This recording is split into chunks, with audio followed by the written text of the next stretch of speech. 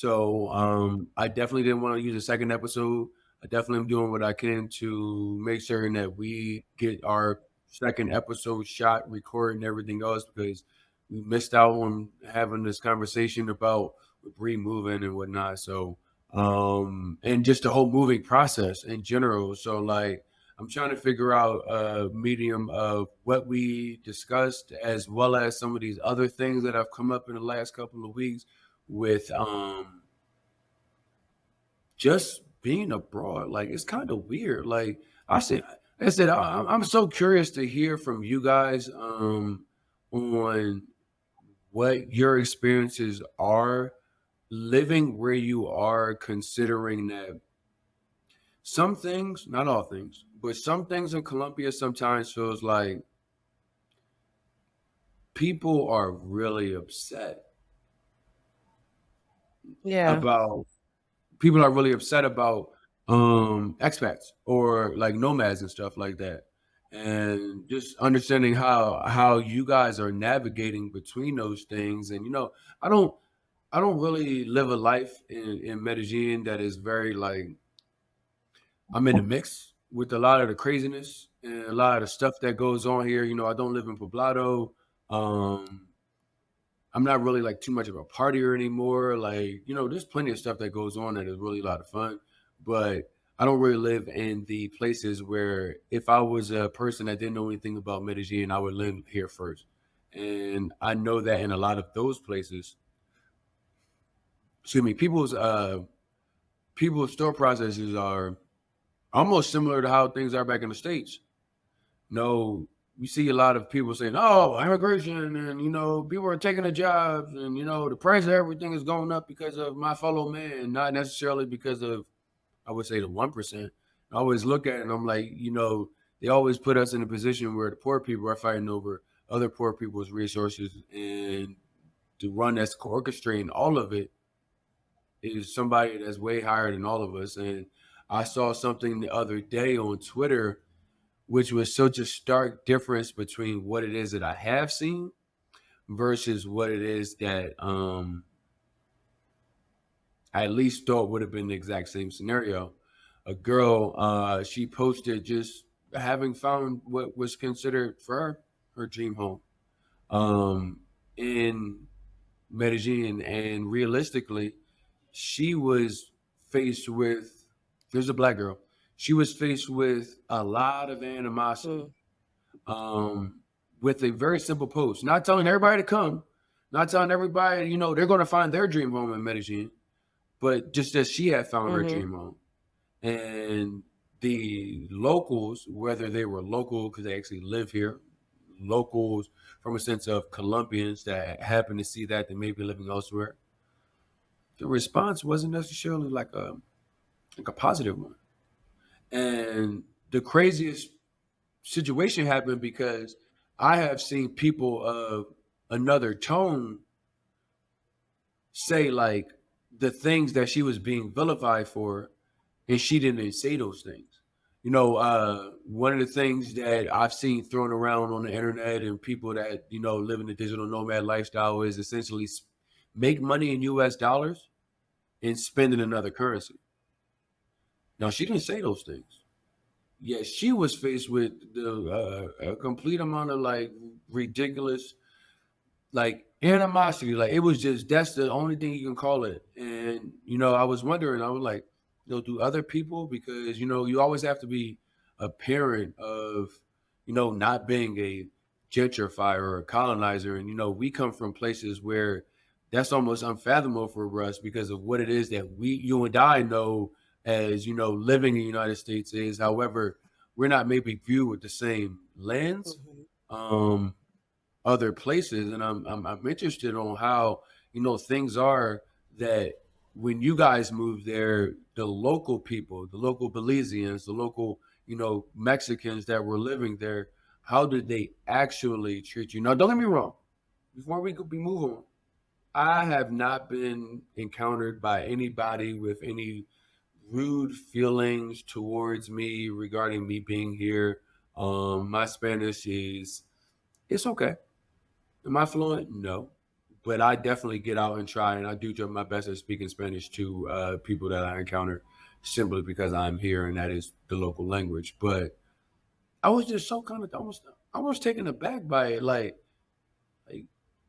it seemed almost targeted. Like she was a black woman saying these things, and she didn't say much of anything versus the things that I've seen, and the people that I've seen say these things weren't met with these things. I'm like, how is it as a black woman living outside of the country and dealing with the local, not even dealing with, intermingling with the local population, and when you go outside, how are they treating you guys? I'm not gonna hold you. This place, Key Belize, is. I mean, we're very spoiled. I am very spoiled.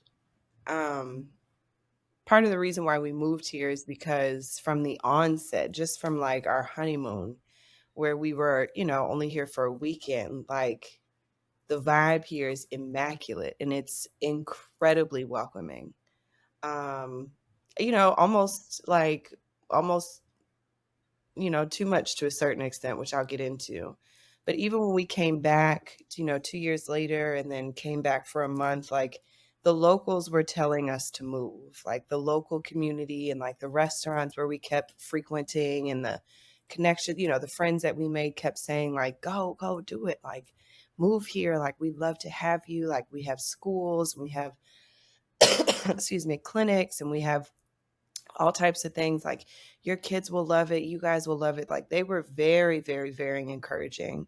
And since we've been here, and it's been, I mean, crap, in March it'll be 2 years. Like, it's been nothing but love. But it's very funny that you say that, because we're in peak season now on the island, which is from November to March. And this is the first time that I feel some kind of way about the tourists Hmm. here. Like, I guess I'm becoming a local. I don't know. But I am a little annoyed at their presence. Oh gosh, that sounds terrible. I mean, I love that they're here because, yes, boost the economy. Yes, yes, yes, all the things, support the local businesses, tip well, because essentially you're tipping a lot of my friends and my kids' friends' parents. So love that. But it does fundamentally shift the vibe here, where now you feel a little bit ostracized because you can't get a table at your favorite restaurant anymore, or you can't get a drink at the bar because it's packed, or in a certain place where it's like reggae all day and all night because this is Belize. Now it's like Taylor Swift and, oh, the different genre of music than what we're. Hold on, Taylor Swift is in Huh? Belize. They got Taylor Swift playing Oh, in Belize. baby, depending on the clientele. Oh, this is terrible. I can say this out Where is loud. Congressman Sean Barrow? Look, Where is Sean? Come on now, come I on, tell you Belize. what, we again, during slow season or off season, and even obviously, yes, there are times during peak season where you get the reggae and the vibes. But like, there's a very stark difference from November to March versus like March through November. Um and yeah, like I kind of find myself, who are you? You don't live here.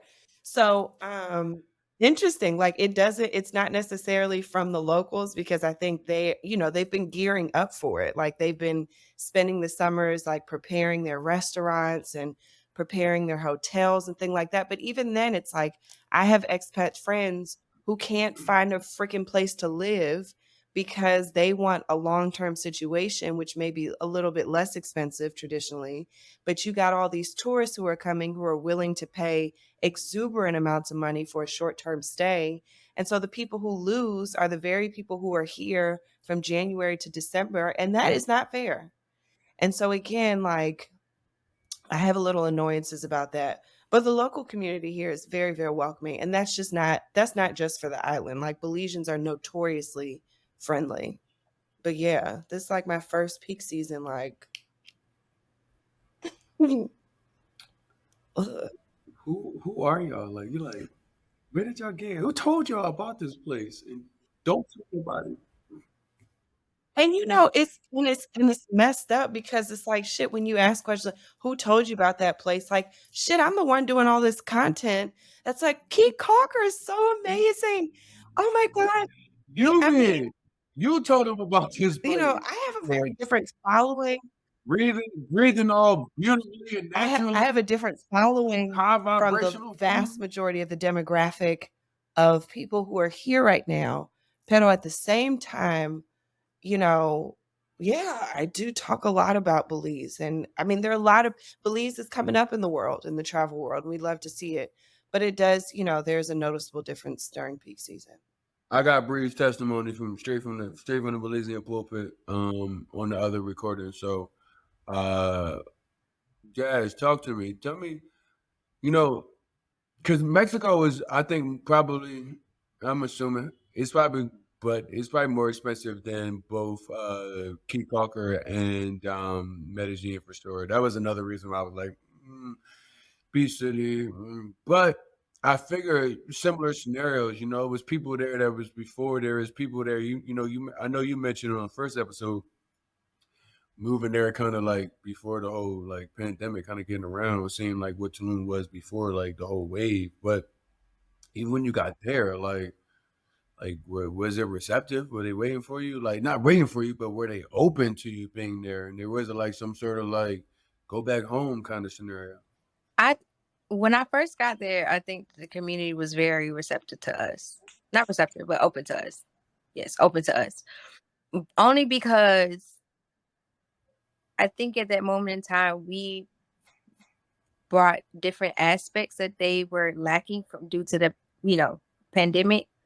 We were bringing that back into notion. So tourism was starting to pick back up. Economy was starting to pick back up. But I think now it's starting to become a little bit overwhelming for them, more so in the sense of from what I've heard from locals that I talked to. Like my business partner, he is a local, and he says one of the frustrations that a lot of people that the local community has is that these tourists, they come in and they aren't taking in consideration the cultural practices. So, for instance, like recently we were having a conversation and he mentioned, a lot of this time is where the Polish and the Europeans and, people within that sector starts to travel over here. And just like Bree, they take over everything. Right now, there's such a high demand for housing and not enough housing. And like for expats, Same. if you know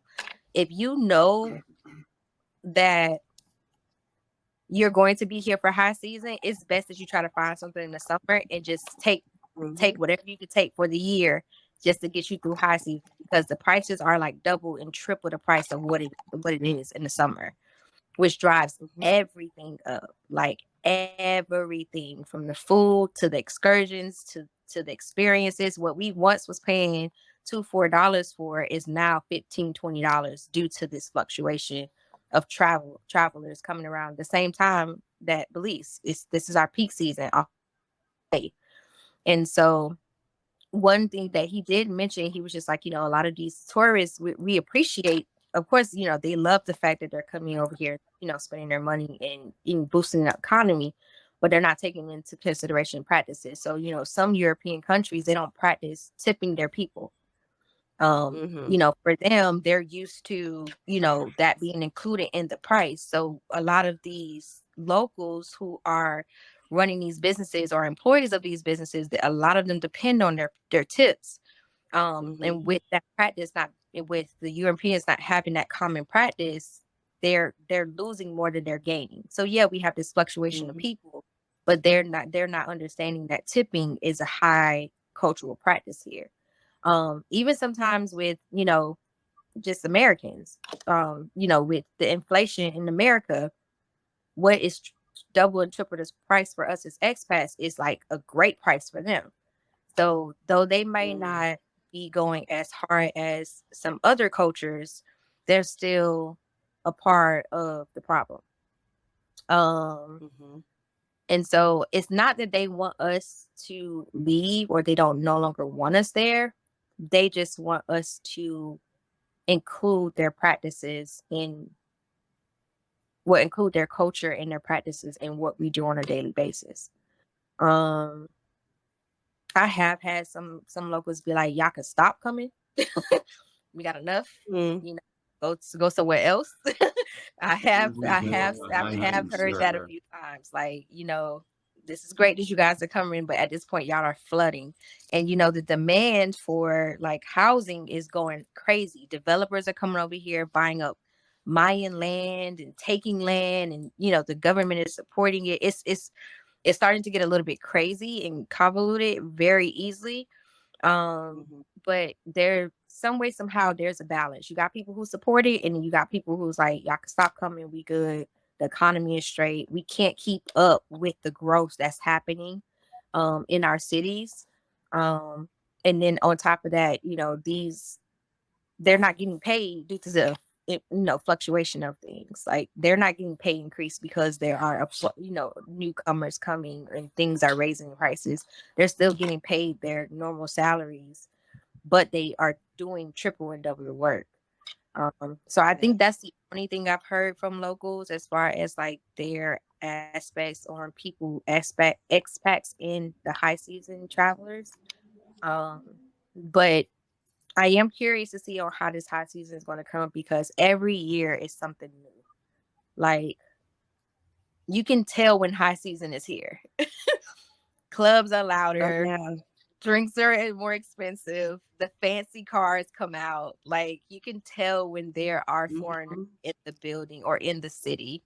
And it's just a change of energy overall. So that's my aspect for me. I haven't been home in about a month, but I'm hearing in the chats, and people were saying like, is anybody have housing? You got people who would never roommate now roommating because they can't afford the rent. They can't, and that's uncommon or unsaid in Mexico. Like, the rent is gonna That's be crazy. so cheap that you can get your own nice little apartment, but you're left with the things that probably were neglected, and they just made it look pretty and put a band-aid on the things that needs to be fixed in Mhm. there, and giving it away for double the price. And a lot of expats are even complaining like, y'all was hyping this up on TikTok and Instagram, and I get here and it's this and this that, and I was like, y'all coming at the wrong time. Like, Mhm. it's not the time as an expat to be exploring a new city unless you're ready to cash it out.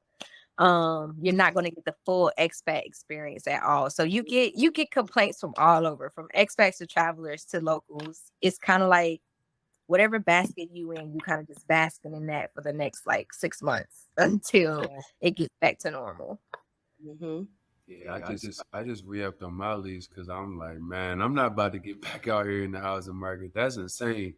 I mean, from my first place to my second place, it wasn't double, but I couldn't find I by June I couldn't find a place with the amount of space that I wanted, like by any means. Like, I paid a little bit more than people were trying to charge me for a lot of bit less. But at the same time, it's finding that gray area, because for me, it's kind of weird, because to be in a scenario where to be looked at as gentrifiers or colonizers by the blanket sense of it is just like, I don't know, freaking insane to me, and thinking about it because it's like knowing the experience of what it is that we had, and we didn't come here saying that like I'm looking to take something from somebody else. Like that is a different spirit. I was looking to leave and get a better understanding, control over what it was that I had going on. Not having to feel like what we talked about. I was in a rat race. Like I was never, no matter what, going to get ahead. Never mind, or without stepping on somebody else. Um, to feel the sense of not having to worry about police brutality, like those were just basic necessity things. We weren't looking for anything crazy, and to come here and to feel like in one hand I got it, like it feels a lot more easing to my spirit to be here. I am paying less. Everything is less. Never mind just the financial, just the overall burden of it. Whereas to have conversations with local people or to see some of the things that are being said, at least in Colombia, um, and from what you're saying, Jazz, it sounds like the local people could be feeling the brunt of it, whereas Key Calker is a little different because it's not much infrastructure. Cartagena, I wouldn't say it's probably going to be as overrun with expats as Medellin because Medellin is so many neighborhoods. It's so big of a city, whereas there's so many different pockets. But if everybody's just going to one of these two pockets in the neighborhood, you run into scenarios where people that were here before we ever thought about even coming to Colombia can't go. And we run into a scenario where they can't afford it. And we're looking at it as like a break. And now we got a break, they have to move further. And what happens is the only people that make sense of it all is the people that's capitalizing on an opportunity to essentially charge people that are coming from other places more money. So it is something that I am hearing more of, being more conscious of because it wasn't my thought process coming here as far as displacement of others. And even without intention, you still have results. So, when looking at the entire thought process of moving abroad, because um, my dog wants to be a star. Sorry about that. Um, you realize that when moving from something else, there's always somebody else there, and it's like making certain that we are aware of this, tapping into the local communities is even more important now because things are getting crazy out here. Last time since we've spoken, uh, there was a war going on, and now there's another war, and people are looking at. I feel like things a lot differently. I feel like um Bree, in the last I think it's about a month since I've seen you on here.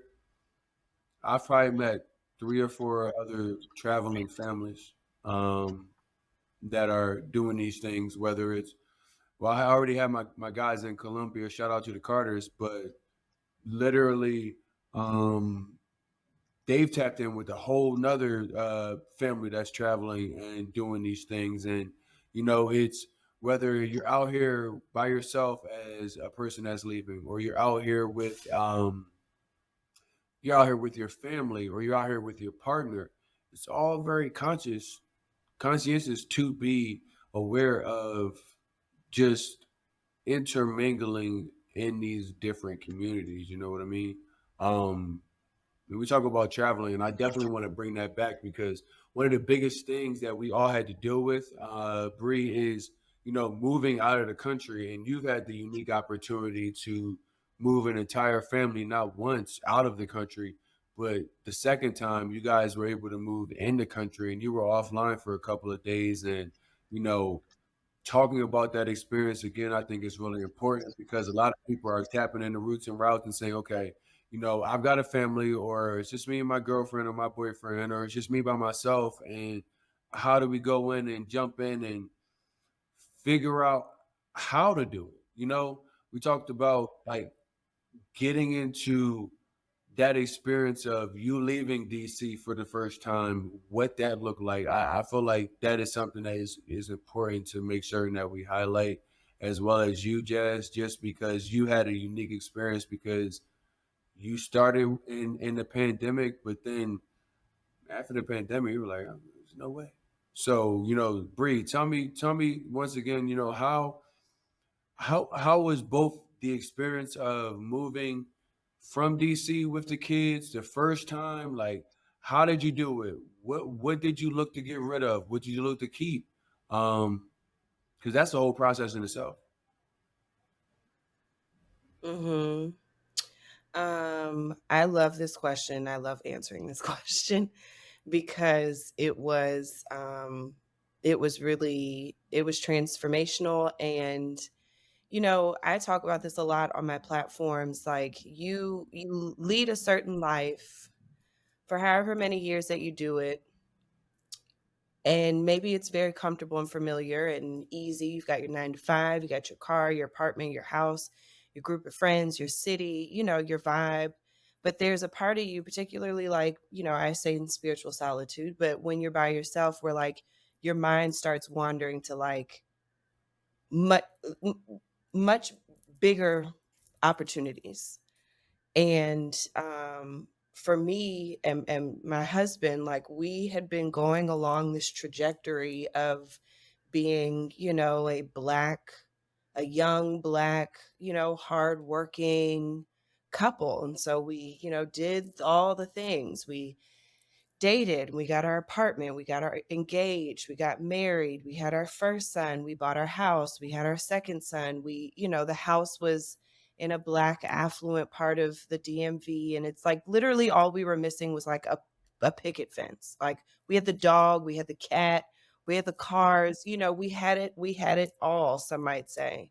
But the truth is that like we were very unfulfilled and life for us was extremely mundane. And so after having honeymooned in Key Calker, Belize, there was a part of our experience that like really stuck to us. And I tell this all the time. When we left the island for our honeymoon in 2019, I fucking sobbed. And I have lived in other places extensively. Shit, I lived in Paris, had me a little man, honey. Okay, he couldn't even speak no English, child. We was together. We Thought was you was in gonna be love. It on was this 90 whole Day thing. Fiance, Bree. But like, You gonna be on 90 Day Fiance? don't do that. Don't do that. He was better than that, but not by much. Anywho, my point is that I have never cried the way that I cried on this water taxi from the boat. So that, you know, it spoke to me, like the island spoke to me. So 2 years later, again, it's like, oh, we kept trying to go back to Key Calker, but life was lifing, baby. And like we got pregnant 4 months after 4 months after visiting the island. And then again, like I already told that trajectory. So 2 years later, for our 2 year anniversary, March 2021, we came back. I was pregnant at the time with our second child. Our oldest was like a little over 1 because, you know, we was getting it in during COVID. Okay. And then when we came back, you know, it's like the island had not changed. Like all this devastation may have happened all over the world, but you would not have felt it on the island. So I was like, you know, we're both again starting to feel that calling. Spirit, we're very spiritual people. So it's like spirit was speaking to us like, hey, like y'all are working remotely anyway. Like your kids are young. Like, why not fucking do it? Like, you only get one life. Like, why not fucking jump?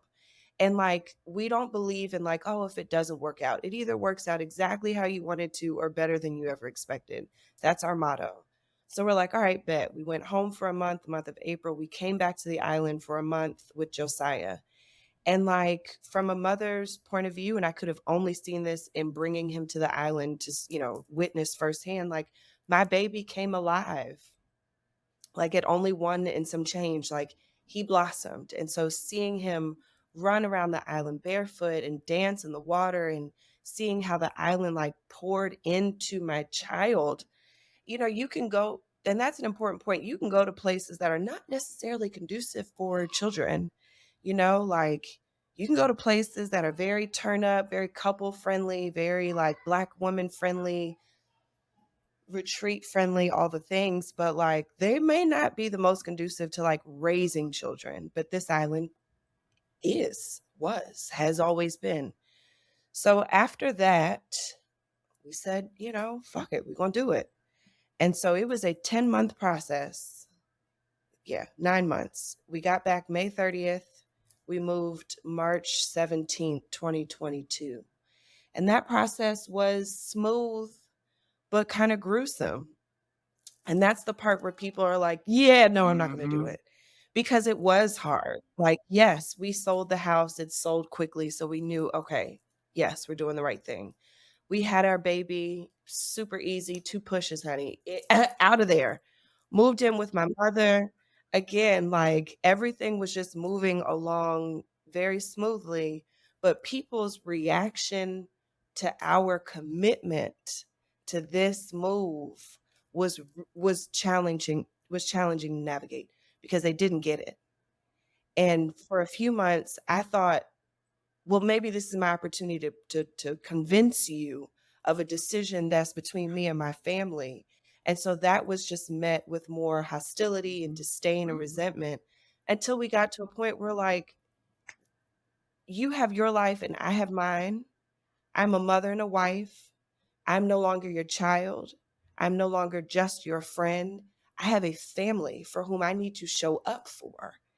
And so I would say in those 10 months, the hardest part was like navigating people's um, dislike for our commitment in this Hmm. pursuit.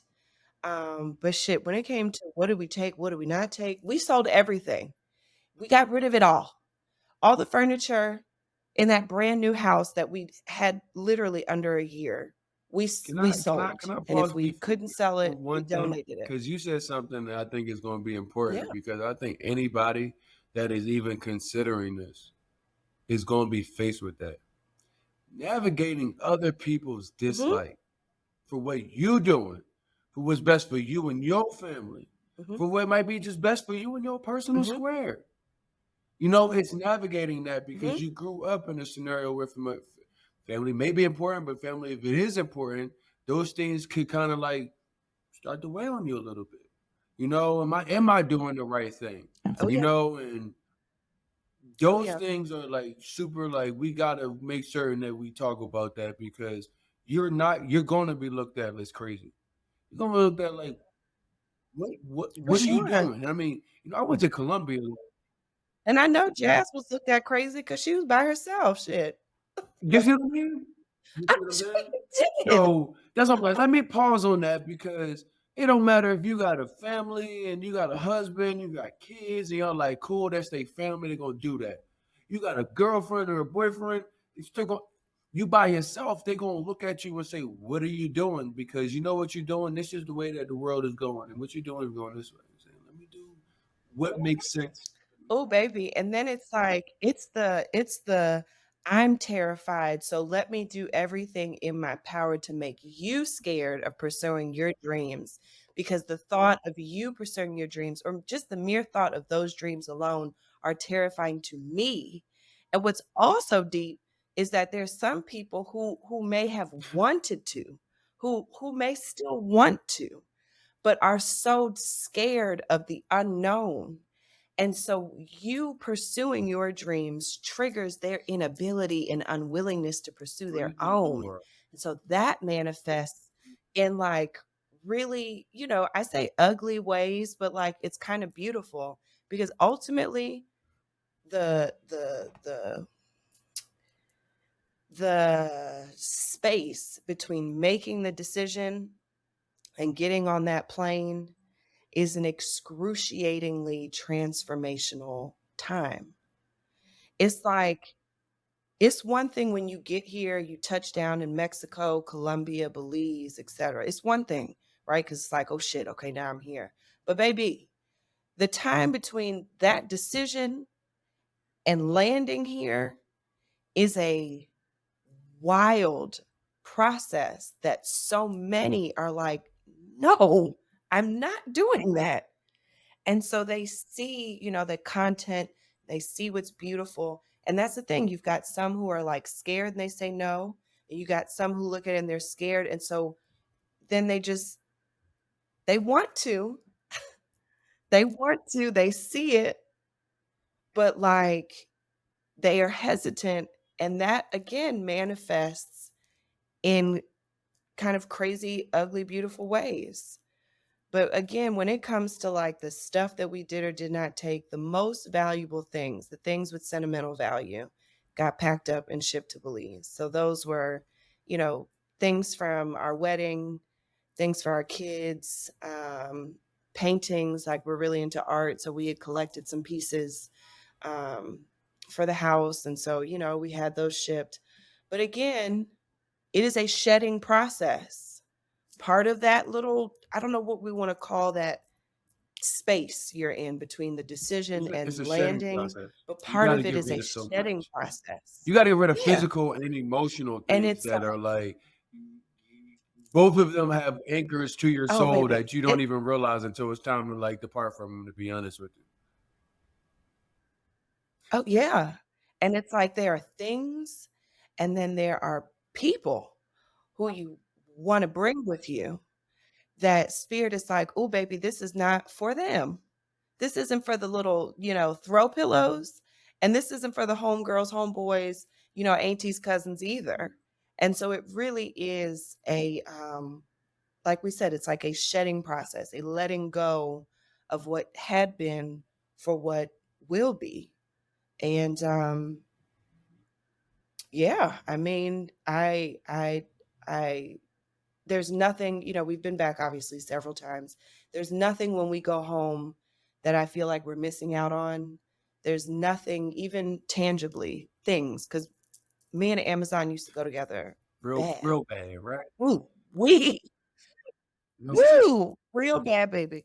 And honestly, things are much healthier for us, although I do like a nice Amazon haul when I go home. Go back to the States. And so, sometimes we'll pick up a few things, but it's like we just got into a house. There are a few more things we need than we, you know, in the apartment.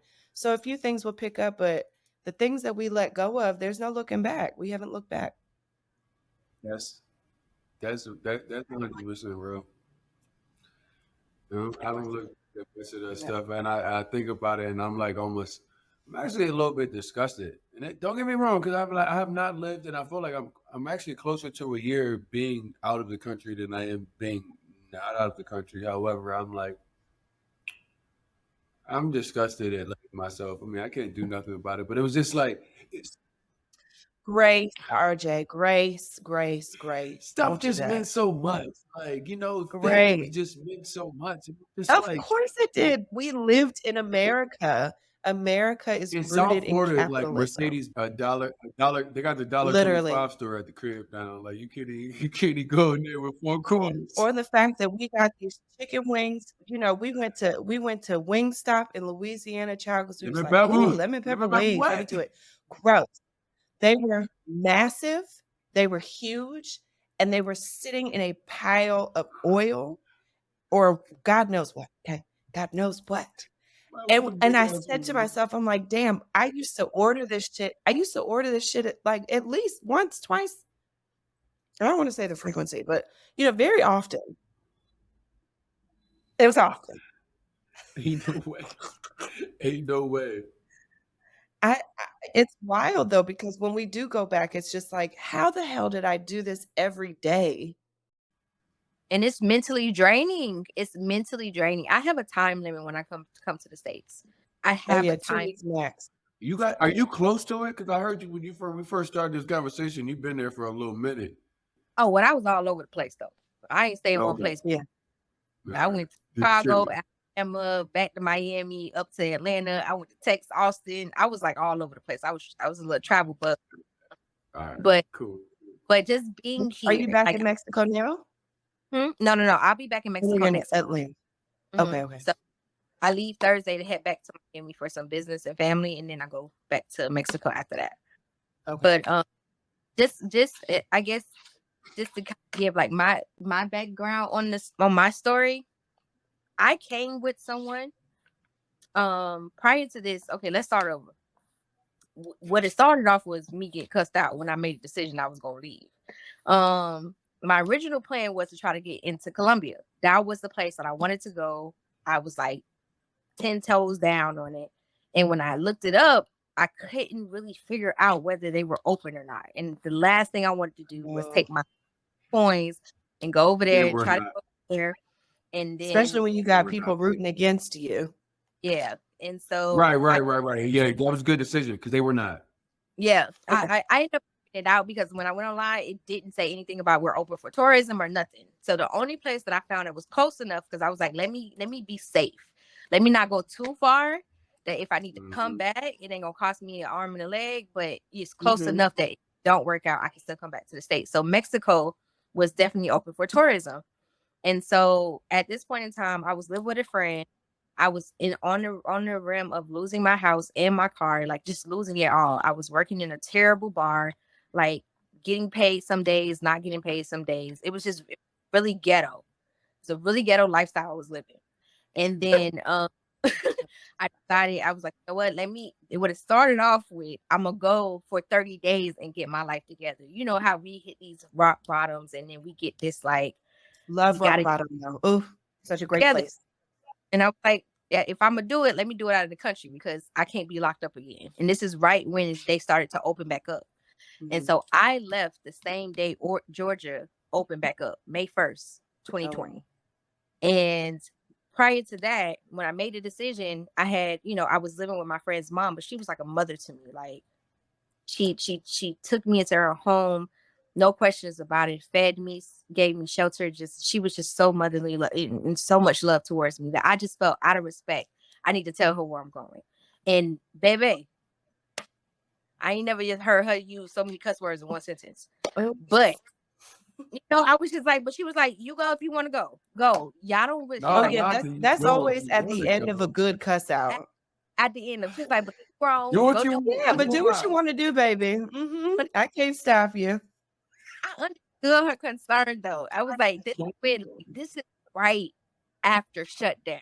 Like Mm, they were taking you to jail if you were outside without reason for being outside. mm, And so I ended up packing my bags just for 30 days, got me this beautiful condo on the beach. We're near the beach in Tulum.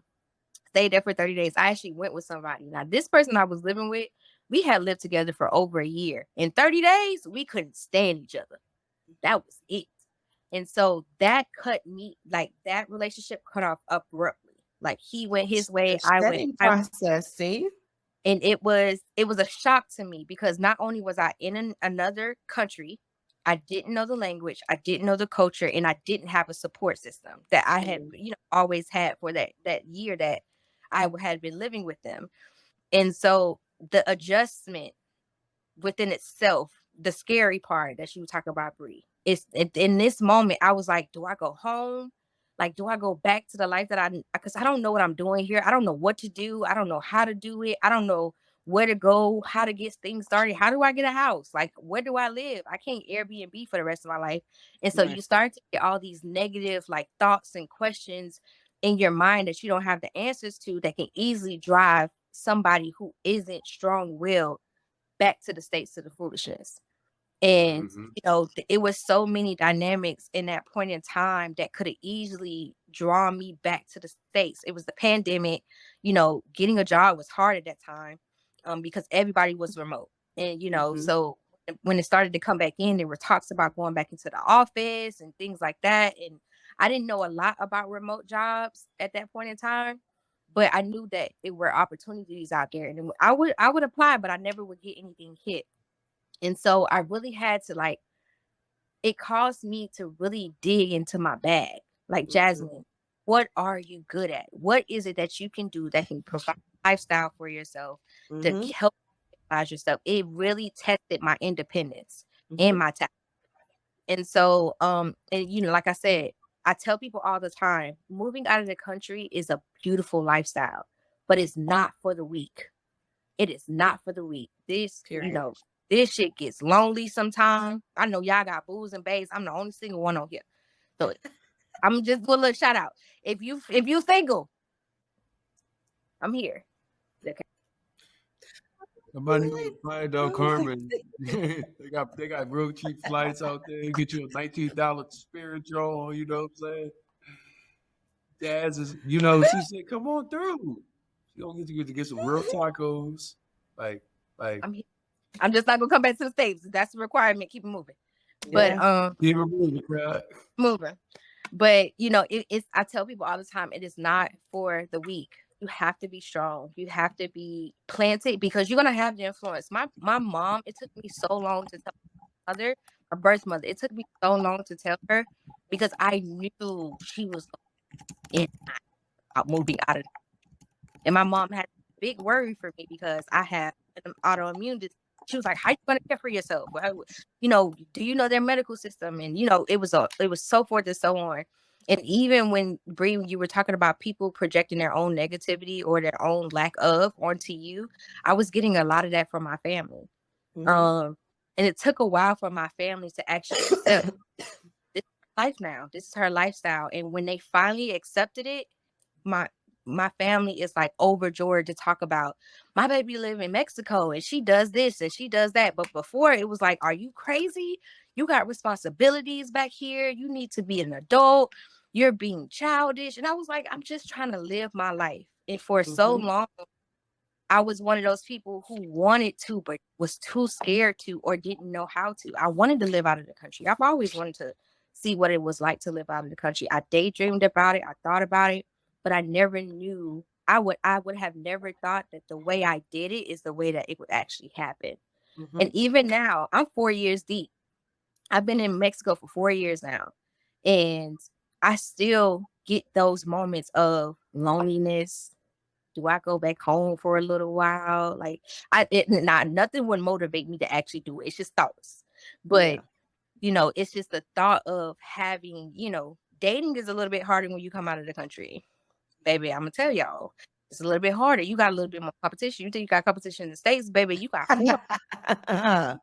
foreign That's girls. that's what I hear. They're different That's chemicals. what I hear here. But it's Mhm. true. It's you Right. independent. Have to be independent. Like you have to Yeah. be know how to get in, get out, get what you need, and get it done. And it's also learning about cultures. You have to be open. You have to be open. This is not the States. They do things a lot different over here in these parts of the cities. Food is a little bit different. The way things are done are a little bit different. Money works differently. Economy works differently. It's just adapting to those things. So Mhm. would I do it again? I would the same way. I would go through all the fears, all the lack of, all of the questions, all of the, shoulda, coulda, wouldas that I had thoughts of. I would do it all over again. I wouldn't change anything. But like I said, it is not for everyone. And I think a lot of right now, being an expat is a fad. People just Mhm. moving out of the country because they see it on Instagram, but they're not actually putting in the research They or not doing. really about that life, sis. They not really about. Yeah, you cannot move over here because of something you saw on TikTok once. Like that is Mhm. insanity. It might be fun what you saw, but that is not daily life. That is not what you need to be focused on when you come out here because going back to that whole like running up in people's spots that's not yours and just being here, you're not even gonna come here with the right mindset to be able to even be different than what the blanket stereotype is about you. And it's kind of like, for me, it's kind of annoying when people come here with that make it harder for me to live here. Mhm.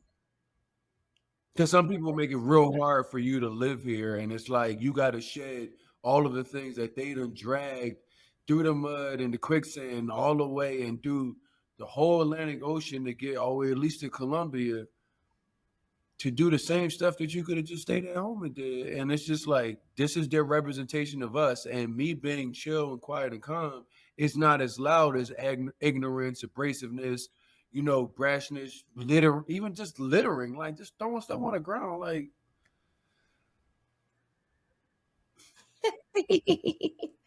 The trash can right there. I love right that. there. Yeah. Like So, I mean, you would wrong. think it's so, straightforward, but And us is not us.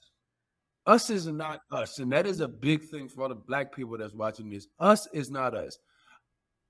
Right now I can see all of us as three individuals. We like a little like Hollywood squares kind of thing. But realistically, when I say us as far as us, I'm not talking about one black man and two black women. I am talking about Americans. If we were one black man, one white man, and one white woman, we would all be the same American. It would be no different. So when we talk about us, we have to consider both us as far as African Americans coming to these places that we're frequenting and giving mhm. certain things out into the world. And then we also have to consider just the overarching American, because we are under that umbrella as well. Even though when we go back home, it may not be as cut and dry as that. That is what we're living, and that's what Jasmine was saying. It's like I wouldn't say it's not. I mean, it's not for the weak, but I want to say you just have to have the right mindset. It's not like you have to be this built like that kind of person to live out the states, but you have to have the right mindset about what you do, where you're doing it, how you're doing Mm-hmm. it, and the intention of doing these things. Which I think, no matter what city you end up landing in from this conversation, you might go land in some other cities that neither of us live in. It's really about that mindset, because it's just like you don't realize that you're an American until you're out of America. I mean, I don't really feel like much of an American when I'm in the United States, but when I get out of the United States, they're like, "You American?" I'm like, "Really?" The hell I am. So Like, no. everybody that y'all see, Donald Trump, y'all gonna ask me about him? Like, I vote for this man. I don't got nothing to do with that. The blanket of it, Jazz knows. I'd be like, maybe you're American. right? Yeah. I woke up there. You got red, white, and blue on right now. How about that? Like, you know what I mean? I Like, mean, but it's dope so though, because where we live though, we could easily, a lot of times we can pass as a local, which is really beautiful. And then, I I'm too mean, if tall you speak for a little local. That Spanish or is you can throw person. in a little Creole, little accent, then it's like, who's really American anyway? You know, maybe I'm not. I don't know. Maybe I was born here. Talk to him. Maybe it's Maybelline. You know what I mean? Like, get out of here. Seriously though. Seriously, it's definitely wild what it is that we see, and the more I talk to you guys and you guys share experiences, it makes me feel like, okay, at least on this side of the world, some things are going to be similar. You know, you're going to have some gives, you're going to have some takes. You know, and we're not preaching anybody and anywhere you land is going to be the perfect place. It's all ups and downs. I'm sure Jazz wish she had more opportunities to do some of the stuff that we do, because I live in the city. Whereas I was on in Cartagena for Thanksgiving, and I was sitting in that sun. I was on I was in a pool all day. You can't I go in know a that's pool, right. man, but it's not like a thing. Like, you know what I mean? And I'm like, man, I wish I could just go to a pool anytime I want, just get in the water and just go out and get all. This is my chocolate, y'all. So if y'all think I'm light skinned, y'all hate it. Um, but I was out there getting my tan on, enjoying myself, and I was like, I can see this, but I'm like, nah, I can't. So no matter where you go, it's gonna always be different. You know, we all live in different spots in different areas, so we're all sharing this very similar experiences, even though we're a little twist to each particular location. So it's really, Hmm. it's really humbling, because it's like I may be going through one thing in my household, and y'all go there individually, but when we all come together, it's just an opportunity to see between each other, as well as prepare the people that watch this. It's like, you know, mindset. Get your mindset right, and that education of where you're going. Bree went out to Belize and kind of walked around, kind of got to see it before she came. Jazz as well. Jazz went and walked around. What did you say, Jazz? And having more conversations with the locals. Because around Okay. that time was See? a lot of tourism, so the only people that we could mingle with was the locals, and just having conversations with them, you learn so much. And these local residents are so open to giving you whatever information, answering any questions that you have. You just got to be comfortable and open enough to listen, and comfortable enough to be like, hey, ask the questions. Like there isn't really a wrong question. They ask the questions about their culture, things you can do, what's acceptable, what's not.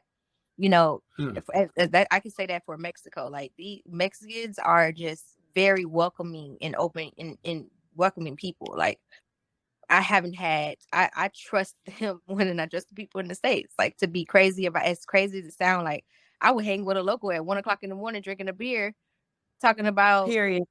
tacos or what the best tacos is than I would.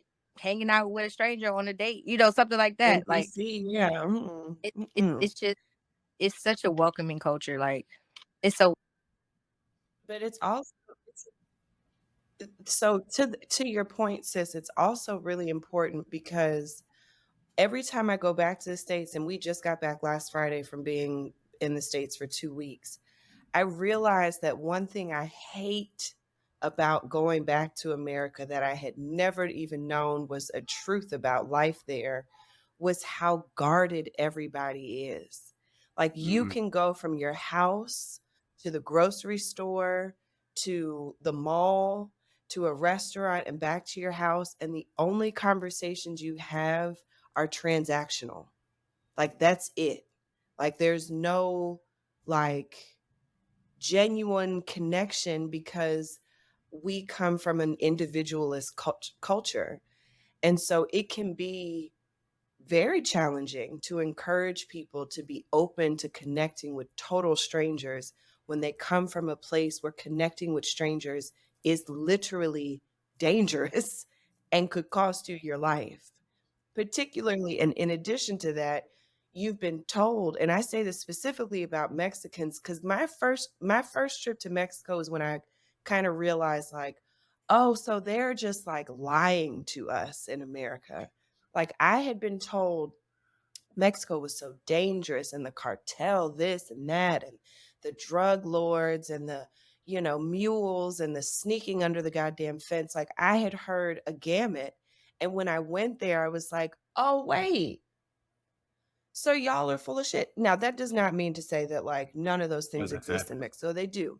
But I was literally taught to fear Mexican people, Mexican cities, whether it's Mexico City or Cancun or Tulum, whatever it may be, until I got there. But it took me another trip there to even be open to receiving knowledge from them or connecting with them, which situated me perfectly for Belize because when we touched down for our honeymoon, our primary intention was to connect with locals. So I do want to charge people who are listening, like, first of all, you are seen, and you are seen, and I get how challenging and how difficult it can be to be open to people in a culture, one, you don't know, and two, you've been taught to fear. So I get that. But we are here to like encourage you, being in different places all over Central America, that there's so much warmth and beauty if you're willing to open your heart to what these people have to share with you, because it's way beyond transactional relationships. They're like genuine connections that you can make with these people that foster lifelong friendships. And like, who doesn't want friends all over the world? Like, what are we talking about? Like, Pull up. shoot your content, sis, and get your Instagram popping. I get it. But get the fuck up off the resort real quick, ask a question or two, learn a little, a few words, and connect, like plug in, because it's the people that make these places so beautiful. Yeah. That's my charge. And I No, that's can't help, that's real. I wish Get I off didn't the cuss so much, resort. but I do. Yeah, Get off the resort we is we definitely mentioned that from the a beginning. big deal. I mean, the Caribbean is kind of like it's kind of rigged, right? It's like a little minefield of resorts. Like the Caribbean, for the most part, is set up like that. You go to the resort, you do these kind of things. I feel like Latam isn't really Mhm. resort heavy, um, outside of Mexico, but like South America is not really like resort heavy. They have places, but it's a lot more authentic experience when you start getting into Caribbean, Mexico, Jamaica. Um, they just opened. What was that? Your spot, Bree. The Marriott, Elia. That's they have on Oh the my God, yes.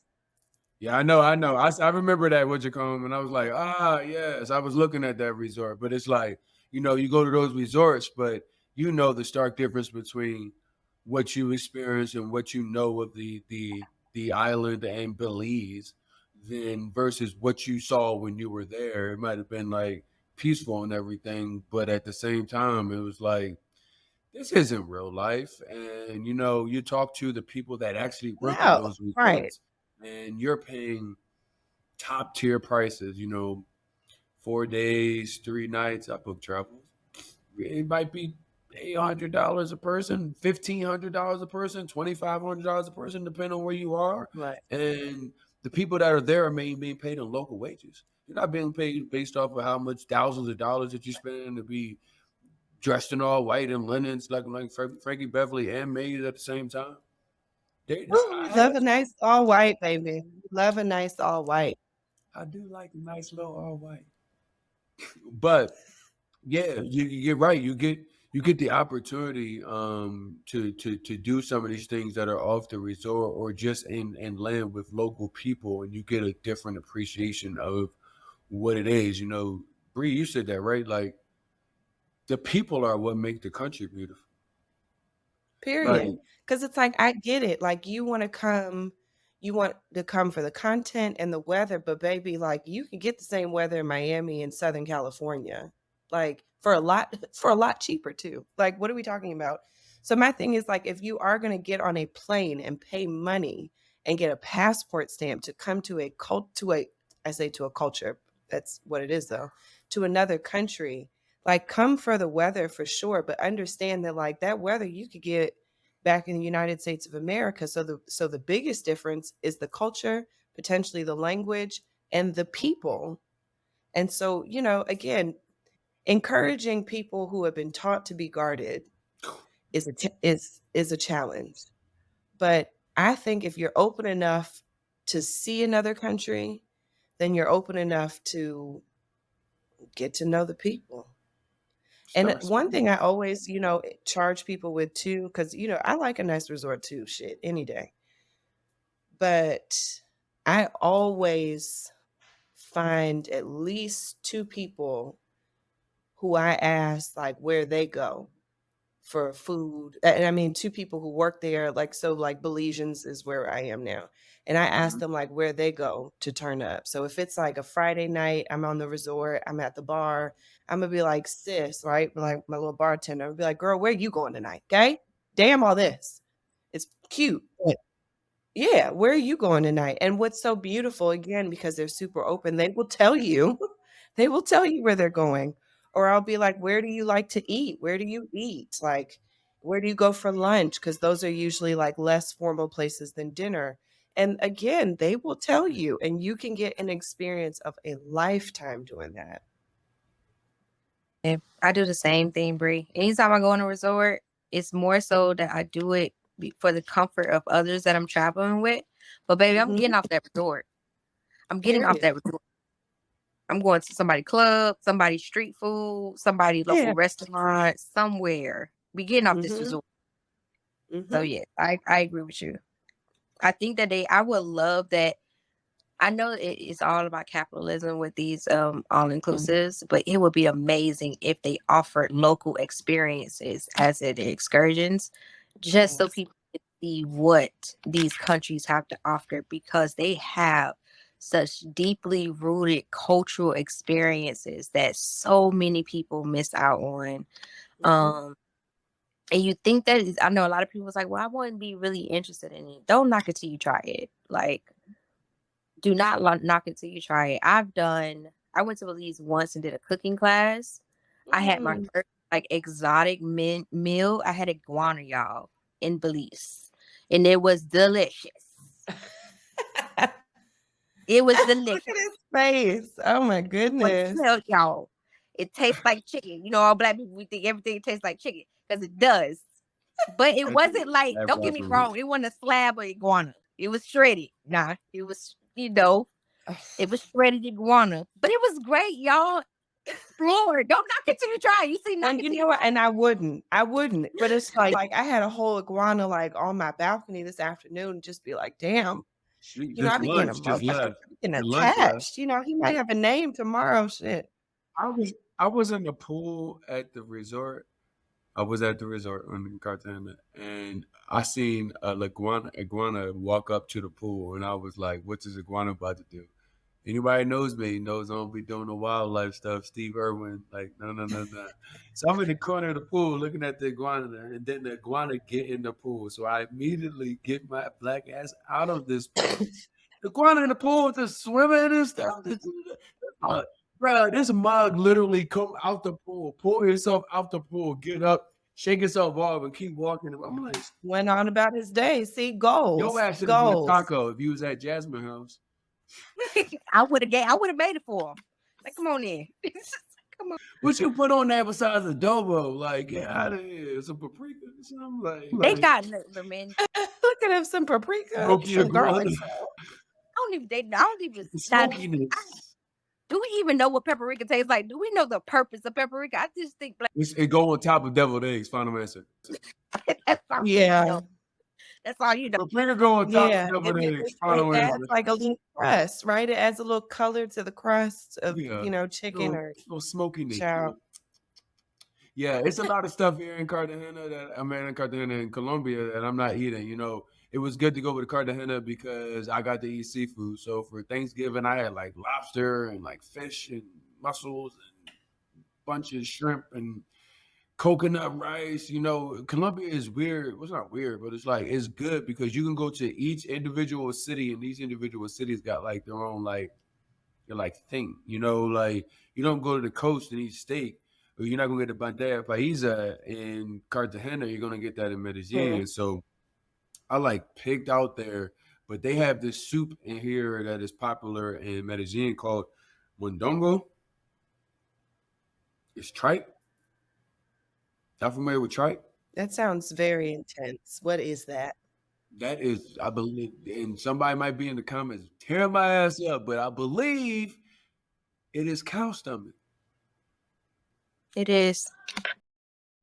Sorry. It's like chitlins, but not chitlins. No, that's the back of the bear. You talking about the hungry of the bear, not the back. I was trying to get something that the people are familiar with, Nah, chitlins is like chitlins, yo. Don't put nothing on chitlins besides chitlins. So you run into a lot of different foods. Jazz talking about iguana. I've had some weird stuff. Now, one thing I would try local food, and I would try an exotic food. If they have something exotic, I would just give it a try. Like it to me, if I like it, if I don't like it, I won't try it again. Try it once. If I like it, I'll do it again. But I'm unlike y'all, obviously. You see the faces because we're like explore with food. I want to try y'all local food. Like I want in the back. Y'all the street meters though. Y'all remember that? Y'all the street meters. You remember that? I'm not the street meters. Street meat, baby. I don't mind that. Pero look. Look, everyone relax because y'all about to stress me out. I'm not relaxed. I can't do bugs. You know how people like, ants. I ate bugs in Colombia. Ants, chocolate covered ants. It was in I was just saying ants. Chocolate covered ants. It was in a drink. I ate that. See, look, adventurous. Look at me. I don't know why, but yeah, it's an experience.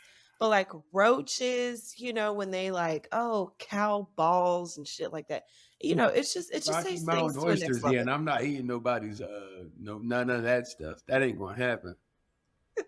That make it best thing. I don't think I'm that. I don't think I'm that adventurous. I get a little squirmish with. What does Belize have anything that is like we would consider not traditional that they eat? No. I mean, it's Black people here. It's Black people and Hispanic, so it's like a lot of different meats. They do have iguana. Some I've heard like in southern Belize, some people do eat like the land crabs. Have you ever seen those? You mean the crab? So we have girl, shit, maybe this is just the island shit.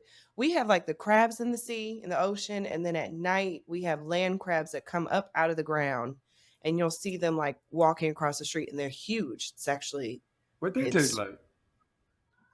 Oh, I don't see. Nope. Wait, talk about wait, it's not a crab? Oh no, see, baby, look, everyone just relax, okay? I do crabs from the ocean. Okay. Everyone I never just heard of a slow land down. crab until this podcast today, so I'm trying to get better understanding. Yeah, they're gray. They're big. Most, again, if there is super exotic food, I wouldn't know, baby. I'm like a chicken, fish, seafood, rice, beans, Somebody put in the fruit. comments something else that y'all ain't heard of, that because I can't believe that you told me it's a gray land crab that you turn your nose up and you from the DMV. I'm surprised you ain't got like a little old bay and just hit him like come across the street Don't do like come that because on. I'm from DC. Don't do that. Don't do that. Ain't no Us way. us DC folk, we do love a nice crab. But the way that they be coming up out the ground like that, I'm like, no, no, baby. Mm-mm. I respect your space. You respect mine. We're all good. Hold on. We All all right. move on. Speaking of crab, and you from the DMV, I don't know if you knew this. Jazz, you from Miami. I'm from Philadelphia. I didn't know this. I found this out recently. I don't know if we talked about this, but do y'all know what soft shell crab is? Soft shell? Yeah. Mm-hmm. Yeah. No, like, do you know, like, actually, like, what it is? From what it is that I was told? What you trying to say? Wait, hold on. I'm about to have a this moment. So, from what I told, like, so crabs molt Yeah. and they shed their entire skin and just walk out their body. Like, I'm out. Like, I got big in here and That's these crazy. small I in here. literally just watched that like 2 days ago. And Yeah.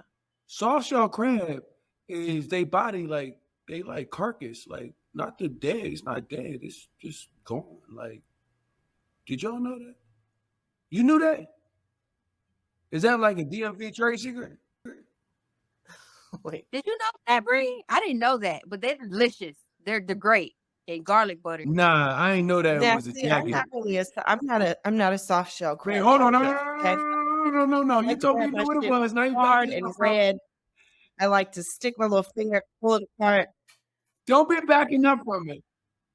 Soft shell crab is when the crab go like this and shake his jacket off, and then they boil that joint and then fry the jacket up, like not the crab, the jacket. I thought it was just like a shrimpy, like a little, like a soft ass crab. You know what I mean? I didn't think it was like the crab adjacent. Wait, so that means it doesn't have any meat in it? Yo, we gonna have to run your DMV card again. Make sure that you're still. And that's perfectly fine shit. Listen, I love to That's eat, but like, disgusting. I did not know that. It knows the setting of it. I just thought they yeah, were it's like Wait, soft. so there's no meat in a soft shell crab? I've never eaten a soft shell crab. in the jacket and flavor, like and lettuce and tomato and the You sure ramen it's not sauce. just the molted crab? When the crab molds, it shares its whole body and walks away from that joint. That's what you eating. The jacket. The bull still alive. No, the bull still alive. He left. He not even here no more. He left. It's like eating like a snake skin, like with the ramen. Out a Maybe you captured him while his shell is still soft I don't think you and know what you're fried him talking up. about. Nope. Nope on the rope. You're gonna go back to all your DMV friends. Ask Terrence Woodbury what the word Now is on the I gotta streets. call my daddy because he be liking soft shell crabs. Child. Listen, I saw that and I'd be wrong because you know why TikTok be trying to educate and lie to you at the same time. But TikTok told me that's the leather jacket of the crab, and you ain't been eating nothing besides crab jacket. So it's basically like pork skins, but crab skin. Snake skin, That's but a disgusting. crab skin. That's exactly what I'm saying. Like, y'all, Disgusting. listen, Roots and Rounds are gonna learn a lot more, man. She from the TMP and she Nope. Yeah. So I don't do crab skins.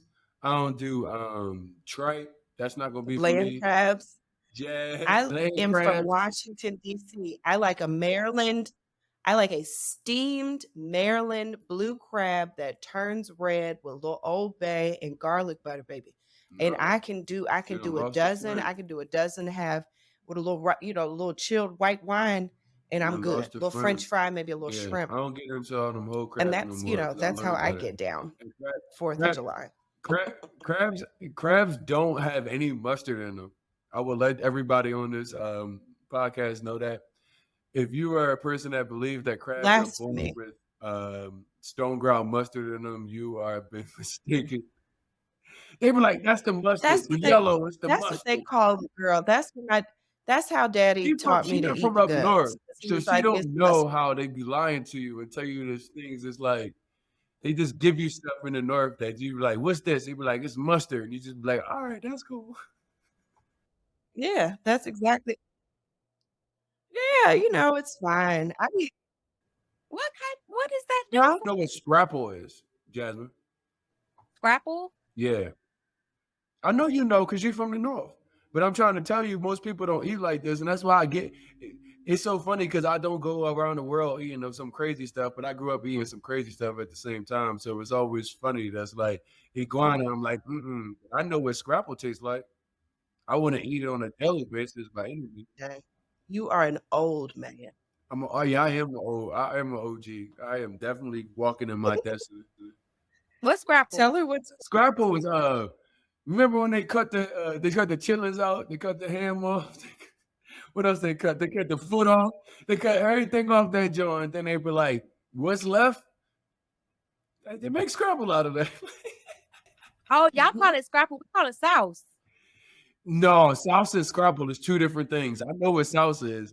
Part of whatever animal it is. Mm. Scrapple is like gray with like red little what you call them in there. Sauce look completely different than that. My grandparents is from they were sharecroppers. They from the South, like South Carolina, like real country. I know what salsa is. That I wouldn't eat. I have eaten scrapple, but I'm not eating none of that stuff now. I'm safe.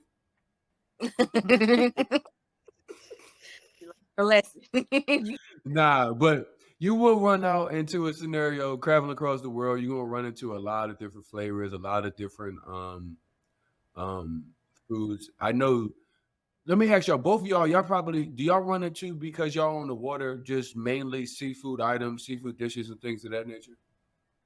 My area is pretty diverse because we have a lot of diversity in Playa. So Okay. we got cuisines. There are some that are still missing. Like we don't have a soul food restaurant. We don't have like authentic Jamaican, none of that. But we got Italian, we got we got Indian? other like a flood of cuisines now. We probably have the best seafood because we right there by the water. Mhm. Um, but we're pretty diverse as far as like what we have to offer for food options. Mhm. How about you? Yeah. I know you are adjacent to the mainland. Yeah, So is but it we like have we have quite an array, but definitely the seafood is top tier. I mean, yeah. it's all type of fish I had never even heard of, child. Didn't know existed, but they will grill it up in a heartbeat and it will be good. So, yeah. Yeah, I am landlocked, so literally ribs, chicken, steak, pork. They have tilapia. Tilapia is not what you would consider what we used to from the United States. It's like a whole fish. It's actually really good. It's probably the only seafood that I eat here. I will tell people when coming to Colombia, Medellin specifically, because as I mentioned, each city is different. Um, Real rap, we hold it down everywhere we go. Black people, we're gonna find the seasonings in Colombia. So places like the coast, even in Medellin, places that got somebody black in the back cooking, like it's gonna be a lot more seasoned. But for the most part, Medellin is sweet and savory. Sweet and savory is where they tend to excel in. Um, Not spicy, you know. They like black pepper here for a local is like what is it's like a what's that hot wings joint that they have? They be like, what is this? It's pepper here. Like, yeah, for the most part, people not doing too many spicy things whatsoever. But sweet and savory is good. They don't use many the seasonings that they use are very specific. I feel like they do more at cooking with fresh vegetables, cutting stuff up, washing fresh ingredients, and then allowing those to cook in versus how we're traditionally used to cooking. I know Jazz, when you were talking about Mexico and you never seen food processed this way. We're used to like all of our, herbs and spices already being in that little shake 'em up can and just whoop de whoop versus people actually cutting those stuff up and like or like meeting like needing something and being like, okay, now we're gonna take that and put it into something else. So, it's a lot more of that here, which is why I think you get some people that come out of the country and it's like the food is amazing, like the quality and everything else. But then you got some people that are so indoctrinated with processed foods and high sugar content things to where they're having a hard time with out of the country foods because I don't know, it might taste bland to them or it might just taste nasty to them. Whereas I'm like, when I hear people say like, "Oh, food in Colombia and Medellin is bad," I'm like, there's no way that like you don't have a chicken finger diet. Like, there's no way. Like, don't get me wrong. Somebody's watching this and they're gonna be like, "What you mean chicken finger diet?" Like, chicken finger diet. You like chicken fingers and French fries? Like, that's fine. Like, I don't like just like it, but that's one thing that you have to consider when moving out of the country that the local cuisine is going to be different. Don't get me wrong, because there are places. Panama went there like two a couple months ago. They were like, "We're opening up an Olive Garden." Like, opening up an Olive Garden? You opening up an Olive Garden? But there's people there that want Olive Garden, so there are places that you could go that there will be local things that are familiar to you. Um, Even everywhere I go in the Caribbean, KFSA or KFC is way better than KFC in the United States. So you can run into places like that and still have better quality food than what it is just because the United States is giving you BS half the time. But one thing I will tell you when thinking about moving out the country, on top of learning the local language, and that you could even go to an English speaking country and still have to learn the local colloquialisms that are there. Um, be open. Yeah, because I done heard you use pedal more times than I have, and I'm like, they speak a see, I'm like, they must be really speaking Spanish over there because she done hit the pedal. Yeah, but it's also part of the Creole, so I mean, it's amazing. Like, yes, it's an English speaking country, but my husband and I say all the time, like, damn, like there are so many languages, like dialects, if you will, like Spanish, obviously, but Creole is even infused with Spanish. So I hear pedal while people are speaking Creole all the time. You know why? It's And I found this out about, and I'm certain that there are places, and I would, I tapped with you, Jazz, about where the Afro Mexican places were, because the more I get a better understanding of what happened during the diaspora, it's kind of crazy. There is an island called San Andres in Colombia, and it's about an hour flight from Medellin, and literally I heard the exact same thing about this particular island that I did when I was in Puerto Rico when I first met Akeem. So they always say like unskilled labor, even like they always say, but you've heard people refer to enslaved people as like, oh, well, unskilled labor, and we were able to teach them certain things, and it's like that is the most crowned crack of BS that I've ever heard of, and the reason why is the African people that they brought from Africa to these Caribbean countries were so impactful to the communities that are now thriving, the countries that are now thriving, that they went when other places did not have the resources, the local people did not know what they knew. There are San Andreas has people that speak English, Creole, and are native Colombians, and they look like Jamaicans. They look like Rastafarians, dark skin, darker than everybody, locks, and essentially even practicing Rastafari, but they're speaking Creole as well as Spanish because these people that were the colonizers needed the resources and skills that our ancestors had. So that is why the Afro PR town of Louisa went and they went to Jamaica and Barbados and said, hey, y'all got these Africans out here because the natives can do this, but these Africans can do this. So we're going to bring them here. And that's how they got there and started a whole population. So you get these infusions of cultures, flavors, and different things. And you're like, oh, we're speaking Creole, but then you got pedo because it's like Hmm. we were exploited almost for anything and everything that we could add to the table, whether it was Mm-hmm. astrology, whether it was agriculture, you know what I mean? And then you see it as we live our daily lives in 2023 going to 2024. And it's like these things are still evident to this day. Whereas we're, in the culture and in the society and starting to adopt the local languages, the local colloquialisms of what they're saying, and it's like a whole history behind it. Mm-hmm. It's crazy because I'm like, she's saying pedo, and I'm like, I'm thinking that everybody there speak English. Then now you educating me on something, which is I liken to what I've seen and learned from San Andreas and how they even got there and how that language and culture kind of was able to be intertwined and everything else. So it's it's it's big, it's big what we're doing. And not just us as individuals, just putting it together for somebody to be able to tap in as a resource to be able to say, okay, here's some people that might not got it all figured out, but are willing to share, as we continue on. And I feel like every time the three of us, shout out to Akeem.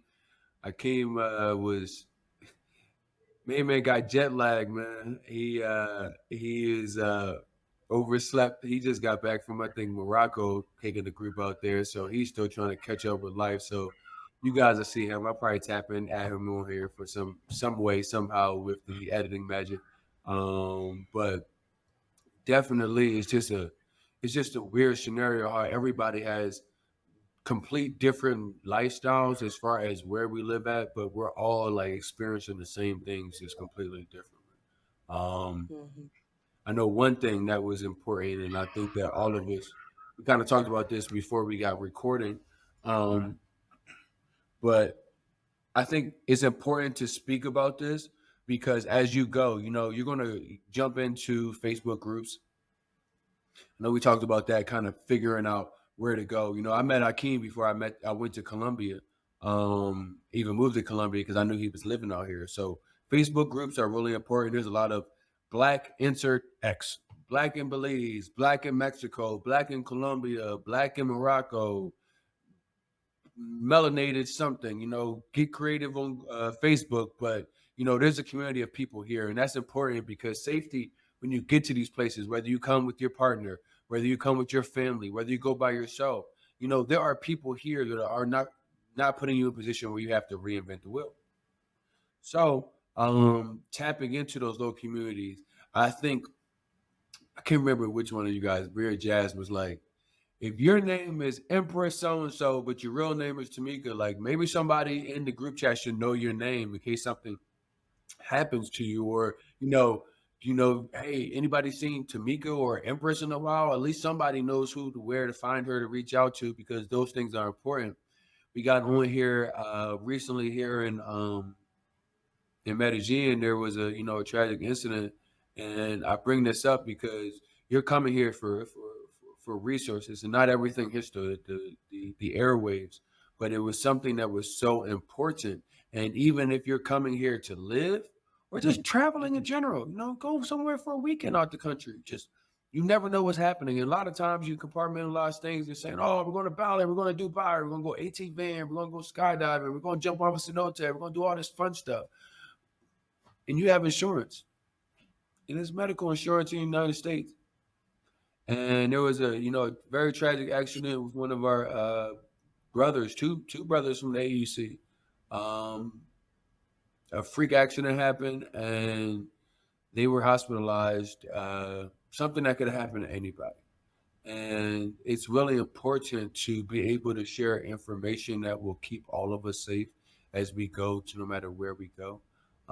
Because one of the brothers, they had medical insurance that their wounds were bad enough that they needed to go or felt more comfortable going back to the United States, but they succumbed to their injuries because freak accident.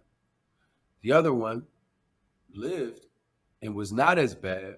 However, they needed to be repatriated and go back to United States to get the best care that they wanted to be able to get in their family. But they had United States insurance.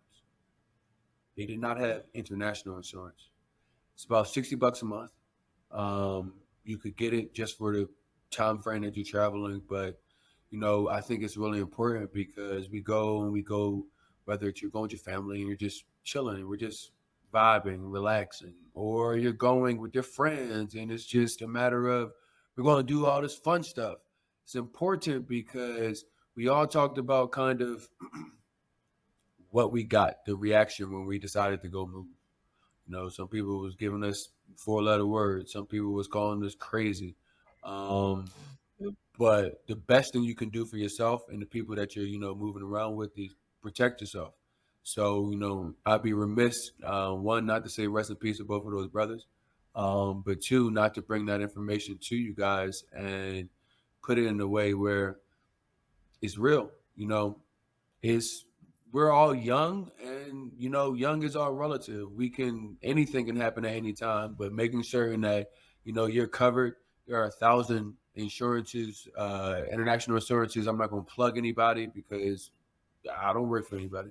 More so, just take advantage of it. Listen to the things that we're saying, the experiences that we're sharing between us, and give each other the, like you said, I need to do with myself, the grace of making the mistakes, but don't make mistakes that don't need to be made.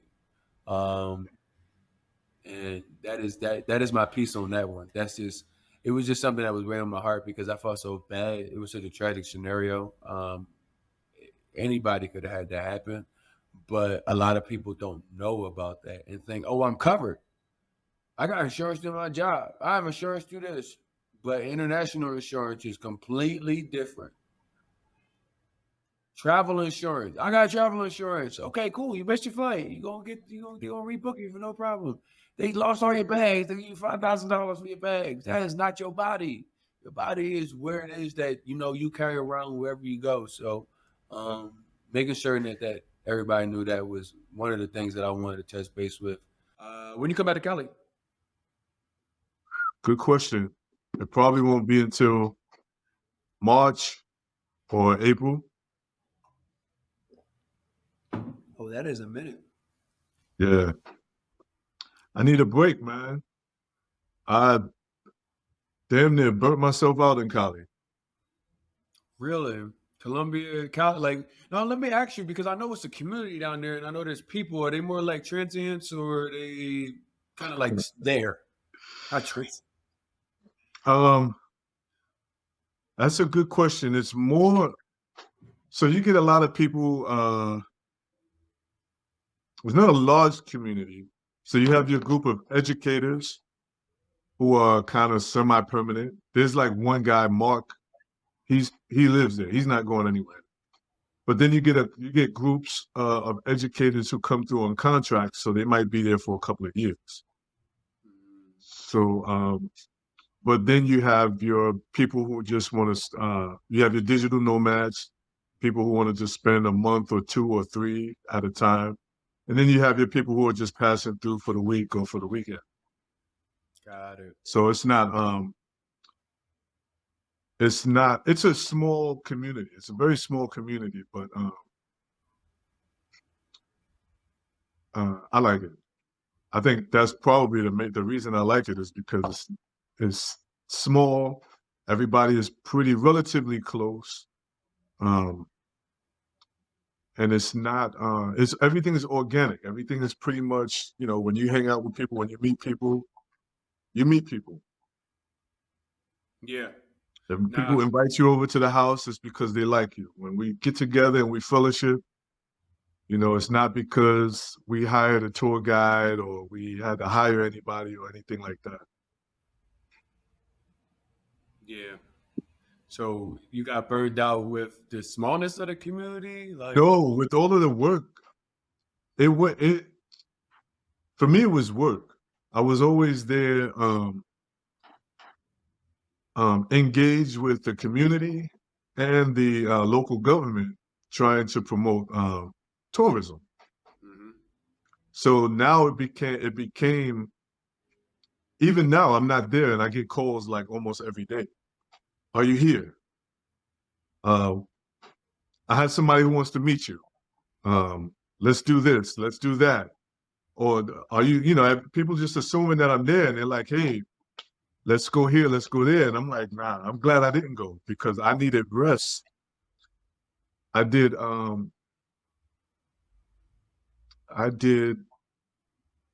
Colombia, Cuba, and Morocco. I did 3 different countries at the same time while I was doing this huge, humongous contract here in Virginia. Mm-hmm. And I was headed down, I had my flight and everything, but then I was like, nope, don't do it. Got it. Holidays always poses, a very interesting time. It's the end of the year. It's a good like reflection. There's Yeah. a lot of movement that goes around. If you're doing something for one thing for Thanksgiving and then something else for Christmas, and then you also have, and maybe it's because we're of a certain age, but I feel like people just always get sick during the holidays, and it's always good for us to kind of not only in that reflection period, but kind of have like what you said, bro. Like you couldn't keep going the way you were Yeah. going and then expect to be with everything that you need to be for yourself, let alone the people that are looking up Yeah, to you. exactly. Exactly. Um, I just did a lot. And usually this is not normal for me because normally by November, I'm already wound down and I have the entire month of December where I can just, you know, kind of like lay low. But this year I worked midway through December. So there was no way, like, I wouldn't have been good to anybody. I've scheduled myself some therapy sessions. So tomorrow is my first therapy session. Um, and that's it, Nah, man. that makes Take, that makes sense, man. You got to take care of everything from your yeah, physical, spiritual, whatever way you balance with that, and the mental for sure. Because yeah, um, not everybody that goes and moves out of the country. Yeah, and not I was saying not everybody that moves out the country is going to come in and kind of take on some of the roles that myself, you, Jazz, Bree have. Some people are just coming to see what that life is like. And I got a DM from one of my buddies I used to work with, and he was saying, outside of just life and how did you guys do it? They're always interested in like, what does a day look like in Colombia? Because it's yeah, sensationalized nowadays because you've got TikTok. TikTok kind of like isolates everything, puts it into a 1 minute, reel, and then people come here expecting that to be your exact experience. And that is kind of misleading. yeah, I would say so for the most part. So I have yet to be been to Cali. However, I am certain that the day to day life, what you guys do, whether both during the week as well as weekends, differs. Just from my experience in just Colombia in general. yeah. I mean, life is my life in Cali is life is life. Like, isn't for those of us who live in Cali or in Colombia, we're not on vacation. So, we have the day-to-day activities, the day-to-day chores, and um, there's work, there's shopping, there's, take out the trash, and like you live in the US for us. Um, so Pretty straightforward. and then for me, you add a regular life, and then you add visitors on top of that. Everybody who visits Cali expects um expects me to be available. I think that's one of the limitations of Cali. There's no tourist infrastructure. So you can't just pull up and find a tour guide to take you around the city, because it doesn't have the attractions that Now the other that is city interesting has. because Medellin has definitely got a lot of different attractions. There are more that I'm finding out now. Definitely different ways to kind of skin a cat when it comes to enjoying yourself in Medellin. Whereas, I believe there was. Please correct me if I'm wrong. I think it was called La Feria de Salsa, or something that was just recent. Yeah, it's Feria de Cali, and it's like everybody wants to go out. There's so many events. Cali is definitely the Colombian city Ah, you want to be at for so Christmas. What's up, y'all? Welcome back. It's been a minute. woo. I think that Yeah, was the it's last been time that what, we since all was on the September? phone. Yeah. Hmm. It's been a It has minute. been a while. We were talking about jazz is outside of the how to and how we left and why we left. A lot of the questions that I'm getting is what is life like where you Mhm. guys live at? What does an average day look like? Because I know my experience in Medellin is going to be different than if I would have lived in Cartagena. It's going to be different than Akeem and Cali, and I'm sure that both you and Bree, as well, you and Bree are going to have completely different experiences when it comes to waking up, getting out there, getting to it, what that looks like, how much of it is enjoying what your surroundings are, Mhm. and how much of it is some of the ties that you may still have to the United States that may keep you, uniquely busy as well. Uh, you were talking about Akeem, the best time to come to Cali because it's most of the time it's kind of chill and laid back, very communal. Yeah. Well, see, the thing with Cali is if you know Cali, if you speak Spanish and you have relationships with the city, then it's dope year round because there are always events, there are always activities and Mhm. things happening in the city. Um, what it lacks is tourist infrastructure. So if you're not Colombian or if you don't speak Spanish, when you come to the city, you're kind of locked out of all of the local events because you don't speak. It's a city that speaks mostly Spanish. Like it's more than 90% of there's almost no English, almost no English. So if you don't speak Spanish, if you're not fluent in Spanish, you'll be restricted to certain zones of the city, and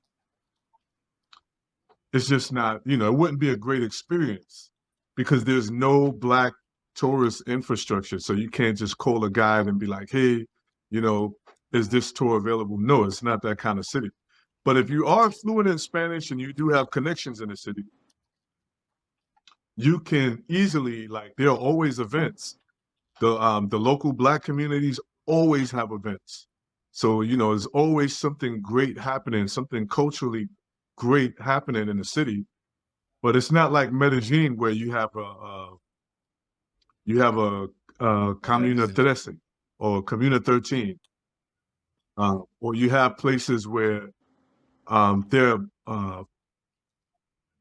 where it's easy to navigate as a tourist because some of the population speaks English. It's not like that. And contrary to popular belief, Cali is a large city. It's not a small city. It's a city of close to 3 million people. So you know, um, the population wise, it's a large population of people, but it's also a very large city. And I think people think because it's not well known, it's a small place, but it's larger than Cartagena. It's the third largest city in Colombia. You've been everywhere in a very short amount of time, haven't you, Miss Jazz? I need to sit down somewhere. I actually got to go to Houston before I go back to play. So, but I'm coming your way. I'm coming y'all way in March. Really? What's the dates? I'm excited. Huh? What's the Yeah. dates? The whole month of March. Oh, you gonna be here? Where in Medellin? I want to kind of go kind of everywhere. Medellin, Cartagena. Hakeem, I might come out there to you in Cali, check it out. Yeah, I'll definitely be Mm-hmm. in Cali at the end of the month. But I have two Okay. groups in I'll Cuba be mostly in the in middle of Medellin. March. Medellin. But I figured while I'm there, I might as well go check out Cartagena in Cali. But For let's see sure. that way. It's definitely different. Like everywhere you go when you come here, it's a I don't know how big the expat community is and how they like if there's a bunch of them that do a bunch of stuff together in Cartagena. But I know in Medellin, it's a lot of us that they often do things. They do stuff from they did a leather bag making workshop. They had Yeah, Medellin has the largest My homegirl Deja lives out there. Black You know expat Deja, RJ? community. yeah, she was saying, "Oh, I went to Baton Cookman," and I'm actually and she and my DMs be talking about working together with something. But I was like, "Do you know Jazz?" And she said, "100%." Y'all was roommates or something like that. Yeah, we Yep. were. Yeah. We were. We're freshman roommates. That's super dope. I definitely had told her. Me and Deja just went to this Jamaican lady opened up a restaurant. She's British Jamaican, Mm-hmm. and yeah, we was all there. It was 25 of us.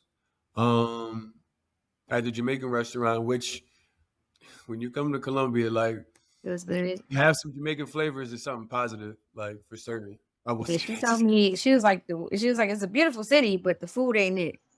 You got to know where to go to get the right food. One, you remember when Akeem was telling you, like, if you see black people in the back, if you see like a food sign and there's like a black lady, like, Mm-hmm.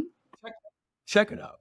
Okay. Because from what it is that I've seen in the way that they cook and where we're used to in the States, we're used to getting meat, seasoning the meat, Mm-hmm. seasoning up, season may be around it, but first of all, we're going to season the meat. Wash the meat, season the meat. That's kind of like the process. Mm-hmm. Whereas here, they're going to wash the meat, and I feel like what they do is make a very savory sauce that is designed to bring in the flavors that are not on the chicken or the pork On the or meat. That makes anything sense. else. It's the same way Um, in Mexico, pretty much. They probably their sauces more than they do on like the seasoning of their meats, unless it's adobe, like in a bunch of chilies. But outside of that, they just put it on the grill. no, no, Yeah, no, y'all no, got no. Medellin got paisa culture. Right? So Yeah, that's not that's it's more European influence, so it's not really as far as food goes, you gotta either get to a coastal city or go to Cali. or find a place with black people in Yeah. here in Medellin. There are a number of restaurants that are black owned here Yeah, they got in some Pacific Coast restaurants in yeah. So I'm definitely interested in trying those out. Deja's right. If you just walk in just randomly anywhere and order something, you might have a good experience. You might not. However, if you know where to go, I personally think Medellin could be good. I often cook though in the house, because it's definitely don't taste like home. It's definitely different. I would say that. Anybody knows me knows I like to eat, so I'm going to try to find the best food in the city and try to point it to you, so you don't have to have a bad experience. Mm-hmm. But uniquely, I saw the other day top 100 countries in the world for food. Guess where Colombia lands? 99. 28. I knew it was going to be close to 100, if not over 101. Number 28.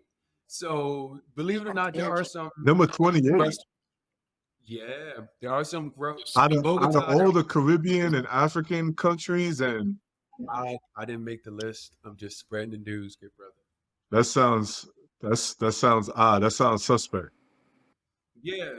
So Jazz, like Playa obviously is not going to be like Cali, where you're going to feel like if you don't speak Spanish, you're not going to have the best time. Know what's going on.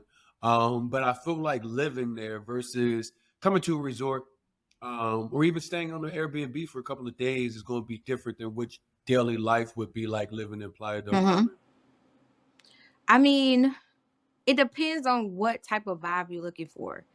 Tourism is popping around this time. This is considered our high season. This is when we get a lot of tourists that come in. So if you're looking for like that party lifestyle, very active in the city, this is around the time that you would come. I'm not a fan around this time because this is where our prices triple. It's too many people in the city. Um, and it really affects, I mean, I guess the economy a little bit. Like money wise, it's great for them, but as far as like the capacity and fulfilling the capacity and just trying to accommodate so many people in one time frame, it could be a little bit of a hindrance to the locals, especially when people travel and they don't come over there and learn about the local culture. Um, I was just actually talking to my business partner. I have a business partner who's a local, and he was talking about how a lot of mostly the Europeans that come over, how in their culture they think that it's implemented global wide, and there it's a little bit different. Some in most of the European countries, like, they don't believe in tips, and in Mexico it's a heavy thing. Like, that's most of the time that's how they are able to provide for their families. So just having those different dynamics. Now, if you're coming just like as an expat to live, the best time to come is like during the summer. I think that's when you really can get that 100% cultural experience, because we're in the space where we're mixing mingling with the locals a lot more. That's when a lot of people from like Veracruz or Merida, they come down and do pop-ups or things like that, so you get a lot more of a culture experience in the off season, which is normally like from April up until like August, September. My day to day, I've been there 4 years.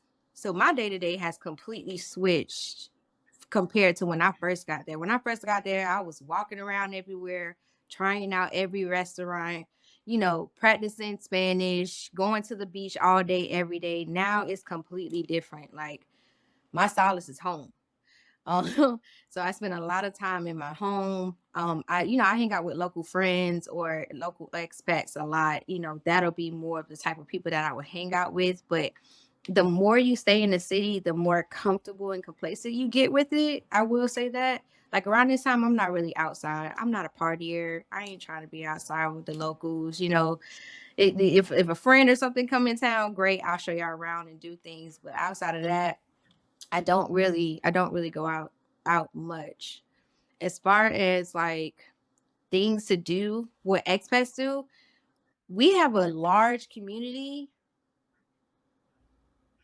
but you'll be surprised that we don't go out like that. We really don't go outside like that as expats. Like, if something is happening, we do have a few expats in our community that host like events and things like that. And most of the time, a lot of us will go out and support.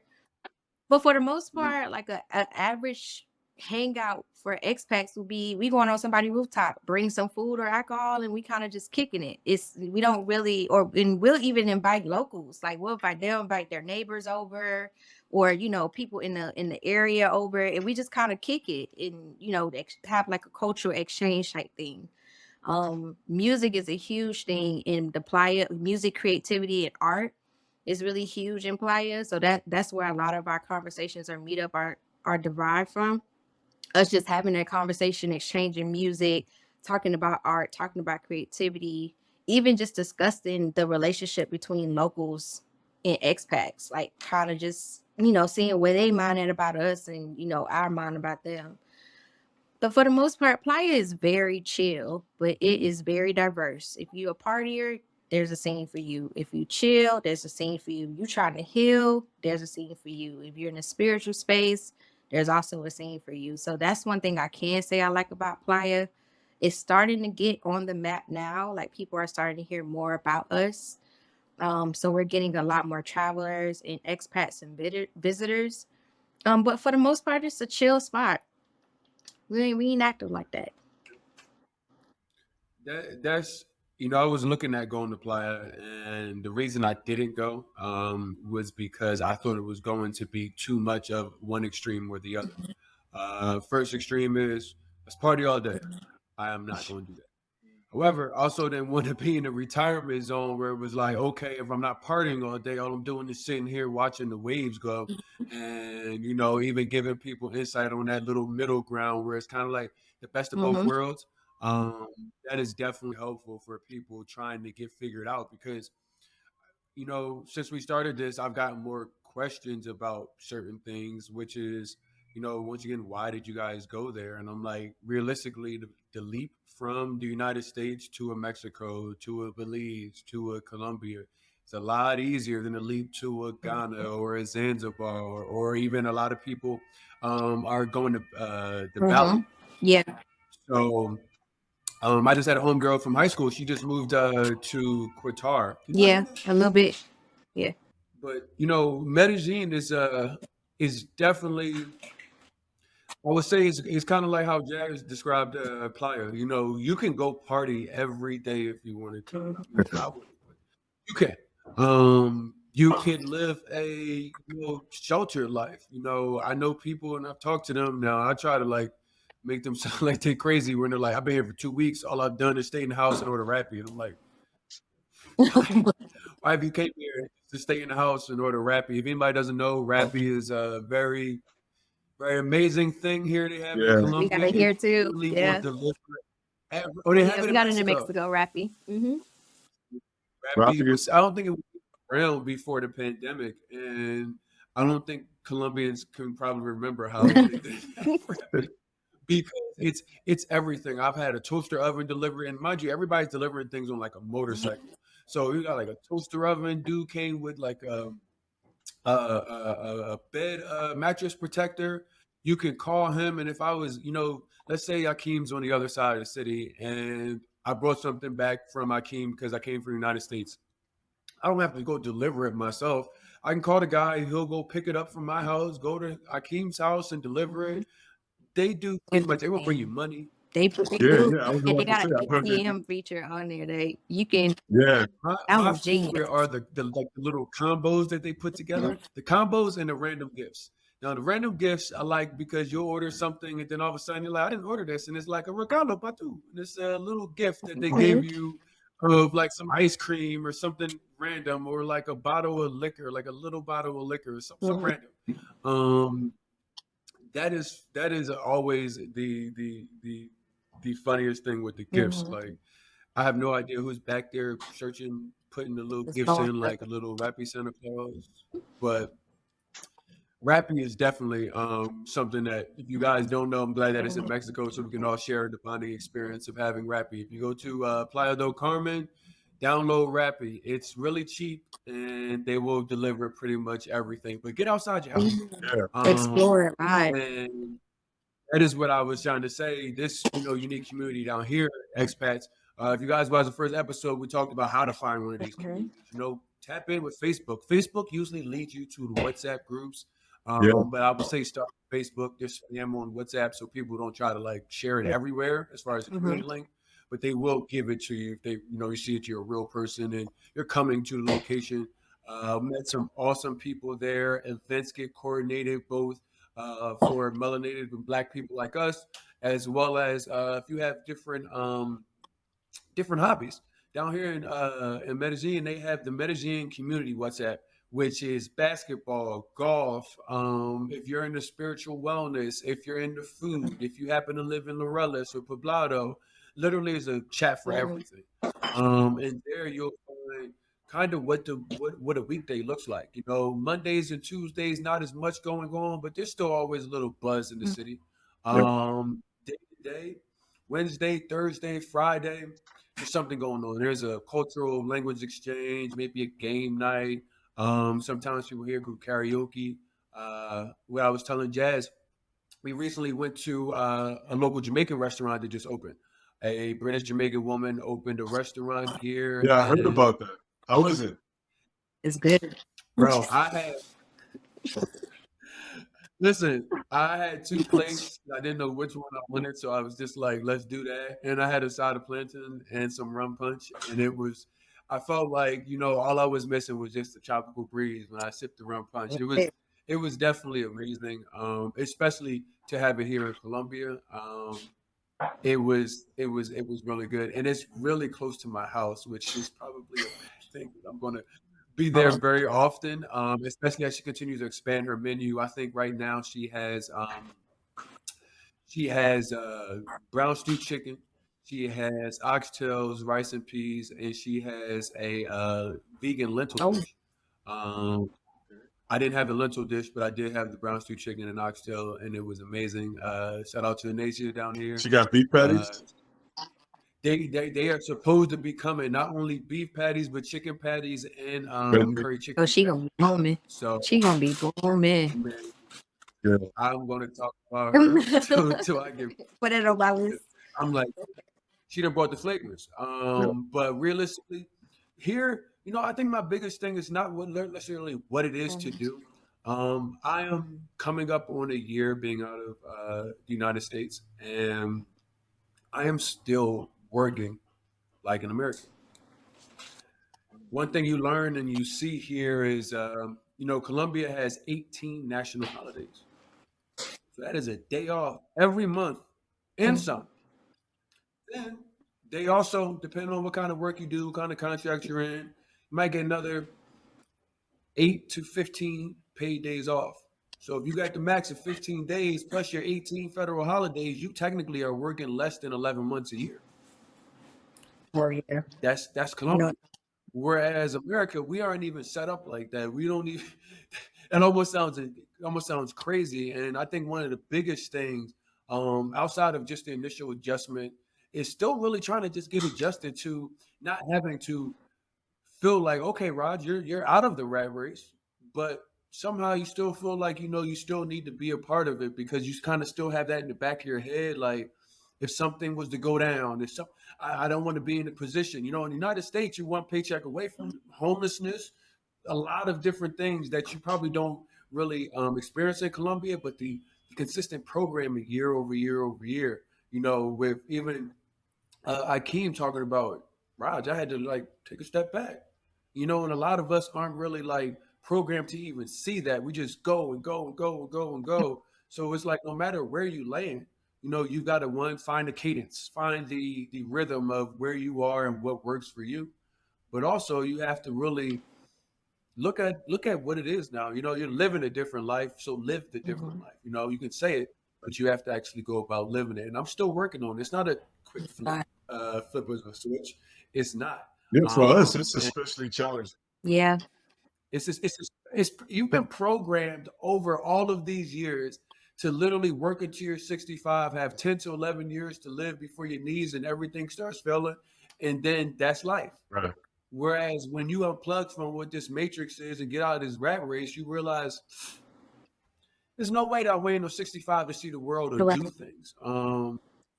And that is what I really want people to kind of know, that you're going to hear plenty of different things on these podcasts, and but it comes down to you. You can get out of here, but still, if you have the same mantra and the same thought process that you had in the United States, you're going to be out the country living in the United I States, agree. Yeah. and That baggage. that is tough. So being aware of that is always important, for certain. Yeah. Uh, I will say this just to kind of piggyback on what you were saying, RJ. It is it different? Yes, it is. I think it just takes the element out of.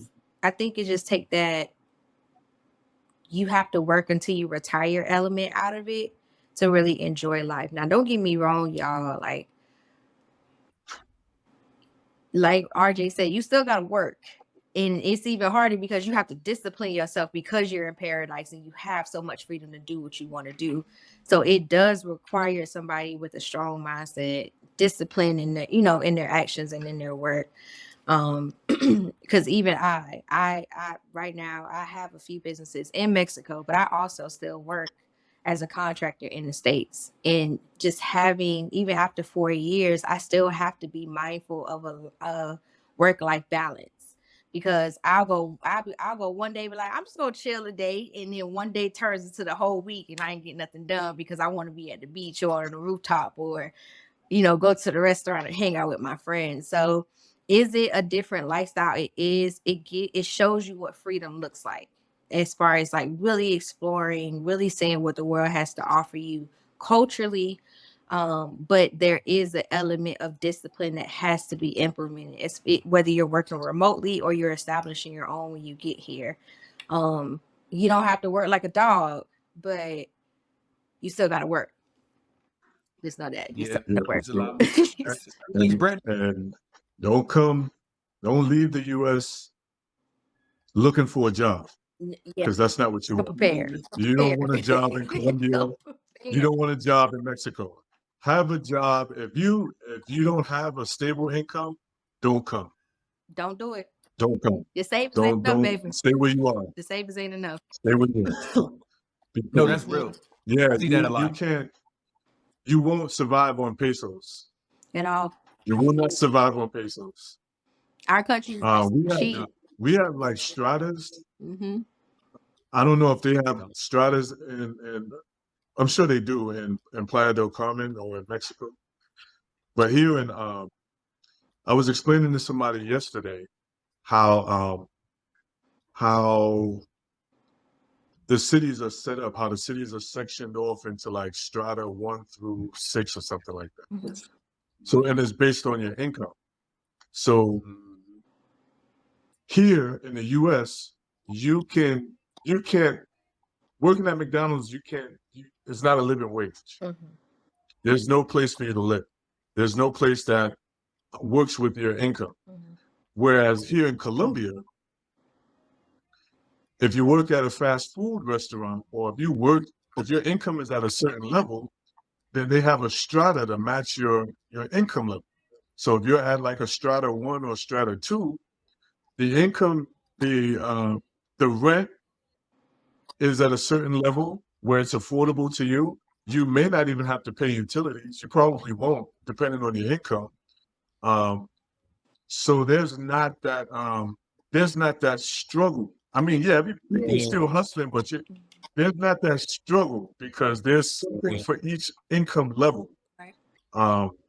They classify the neighborhoods into these stratas. So it's like this whole all 5 of these neighborhoods, they don't pay utilities because the higher level neighborhoods, so in the money to pay. It's like it's almost like socialism, but I really see it as a way for the community to make sure that like everybody's taken care of. Yeah, and it works, because even though there's homelessness out there, it's not like here in the U.S. Right. Homelessness here, like you literally can't afford to live. Right. Mm-hmm. Yeah, and there's no there's no system in place for you if you work at Walmart or something. If you're below the poverty line in the U.S., there's really no system. Like they have Section 8 and things like that, but there's no real system that protects low income earners in the United States the way there is in Colombia. I mean, I know about Colombia. I'm sure different countries have their system. Cuba is another place that I know they have a system where everything is pretty much free. Everybody works for the government. Mm-hmm. Yeah. Unless you have some type of side hustle, which is usually like something that deals with tourism in Cuba. Mm-hmm. Yeah, I was about to say. But yeah, I just wanted to throw that out there. Don't come if you don't have a stable income. If you're from the U.S., if you're from Europe, if you're here, make sure that you are making dollars or euros. But there are opportunities. Like a lot of educators come and they get good jobs in education, so they get paid enough to live. They get paid decent salaries. But you used the word though. Listen to the word that you used though. Yeah. You used enough. Yeah. It's not necessarily maybe not enough compared to what you be making in the United Yeah. States. But enough for Colombia. They get That's enough for something you got to pay attention to. I agree. Yeah, and I think a lot of people. I think that's why a lot of people were leaving Ghana. I heard a lot of people were going broke in Ghana, moving out there, and you sell all your belongings and you move out there, and you don't really have a plan. Mhm. because you heard that, you know, you can live forever on 100 grand or something like that, something weird like that. That was And that's just not the case. That's not the case anywhere in the world. You who are watching this video, nowhere in the world. If you got 100 grand it's on. and you can't flip it, stay where you are. If that's all you got, Mhm. if that's all you got, stay where you are. 100 grand will get you far in Colombia, but it won't last forever. It So unless you have a hustle that caters to foreigners or caters to tourists, where you can actually get an income in dollars or euros, you're in trouble. Yeah. You're in trouble. You know, what I will tell you guys is that at least in Colombia, I don't know what it is out there in Mexico, Jazz, but at least in Colombia, to get the digital nomad visa, you have to prove that you make $700 Hello? monthly per adult. You're right. If you have dependents, that kind of gets a little different. I'd have to ask my boy that has 2 kids down here, but realistically, $700 a month. Now, if you make $700 a month in the United States, We ain't do you'd nothing. be You Yeah. you'd be homeless, you'd be carless, you would barely be able to. I mean, you'd get 7 bags of groceries a month. That's That's what essentially it the way amounts that. to. the That's what it That's amounts what to. it, really 7 bags. 7 not even bags. that. Maybe like 4 compared to these prices out here. Yeah. My math in regards to how much things cost in the United States, it's 1 bag of groceries is $100. So I just divide by the number of bags of Listen, groceries at $100. That's it how much it costs costs. $500 a day to live in the U.S. That's We're crazy. poor. And he's not lying. We're You're poor. not lying. Well, actually, to go outside, it Who costs step $500 outside? a day to It's a fee. It's a fee to go go outside. outside So in the somebody U.S. today, the argument about $200 dates is the new fight for 15. Like that is the old, like $200 day. You might go and treat yourself and be up $200 these days. Yeah, So $700. Bring that in perspective. That's how much you would have to make USD, euros, give or yeah. take a couple dollars. Can I say this? hmm In Colombia, if you make $700 a month, dollars or euros, 700 euros, $700, if you make that a month, if that's a consistent income for you, you'll do well in Colombia. But it has to be in dollars or euros. Yeah. You'll do Yeah. well. You'll do well in Cali. You definitely do well in Cali. Yeah, I would say probably You better will off do in well in Cali because my apartment. I can't say the same for Mexico. Listen, my apartment in Cali is $233 a month. Mm-hmm. And it's not in a lower class strata, I No, bet. my 2-bedroom, 2-bath apartment with my balcony and 24-hour security is $233 a month. Don't come to Don't Medellin come to with play Akeem's either. number. Y'all may want to stick to Cali if The that's price the is budget. going up for certain. Yeah, no, but you can and so that's that, Mhm. and then grocery bill like $20 to $30 a week. You're doing well Yeah. for groceries here in Cali. I mean, you can do better. I mean, you can probably do $20 a week for groceries, but $30 a week in groceries. You can get a nice place. You can get a studio in a Strata 5 for about $1 million pesos. Mm-hmm. And that's about $250. $1 million pesos is $250. Yes. Really? Not recently. Yes. At 4,000. No, you're right. You're right. You're right. Yeah. The price just went down like But it's almost like fluctuates, but 28, it's 37. Okay. at 4,000 pesos, per dollar. Maybe. That's what I'm basing it on. Okay. You can $250. You can live because my first apartment was 1 million pesos. It was a studio apartment. It included internet and everything. Mm-hmm. So I paid. It was a studio apartment, or a part of the studio is what they call it. Mhm. So $250 plus groceries was all I had.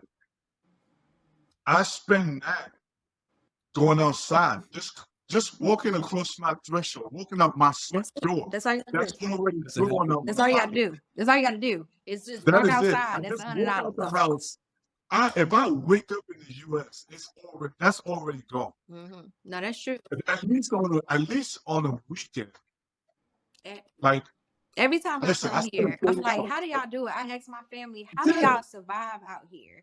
And they were like, what you talking about? Now they Look in their admit eyes. They that it's not expensive. surviving. Like it Yeah, every time we go out to eat, whether it's just me and my sister or us as a family, just even when we went to like go grocery shopping for Christmas, I was just shocked at what our bill was. And we got a decent amount of things, but I don't remember it costing that much last time I was here.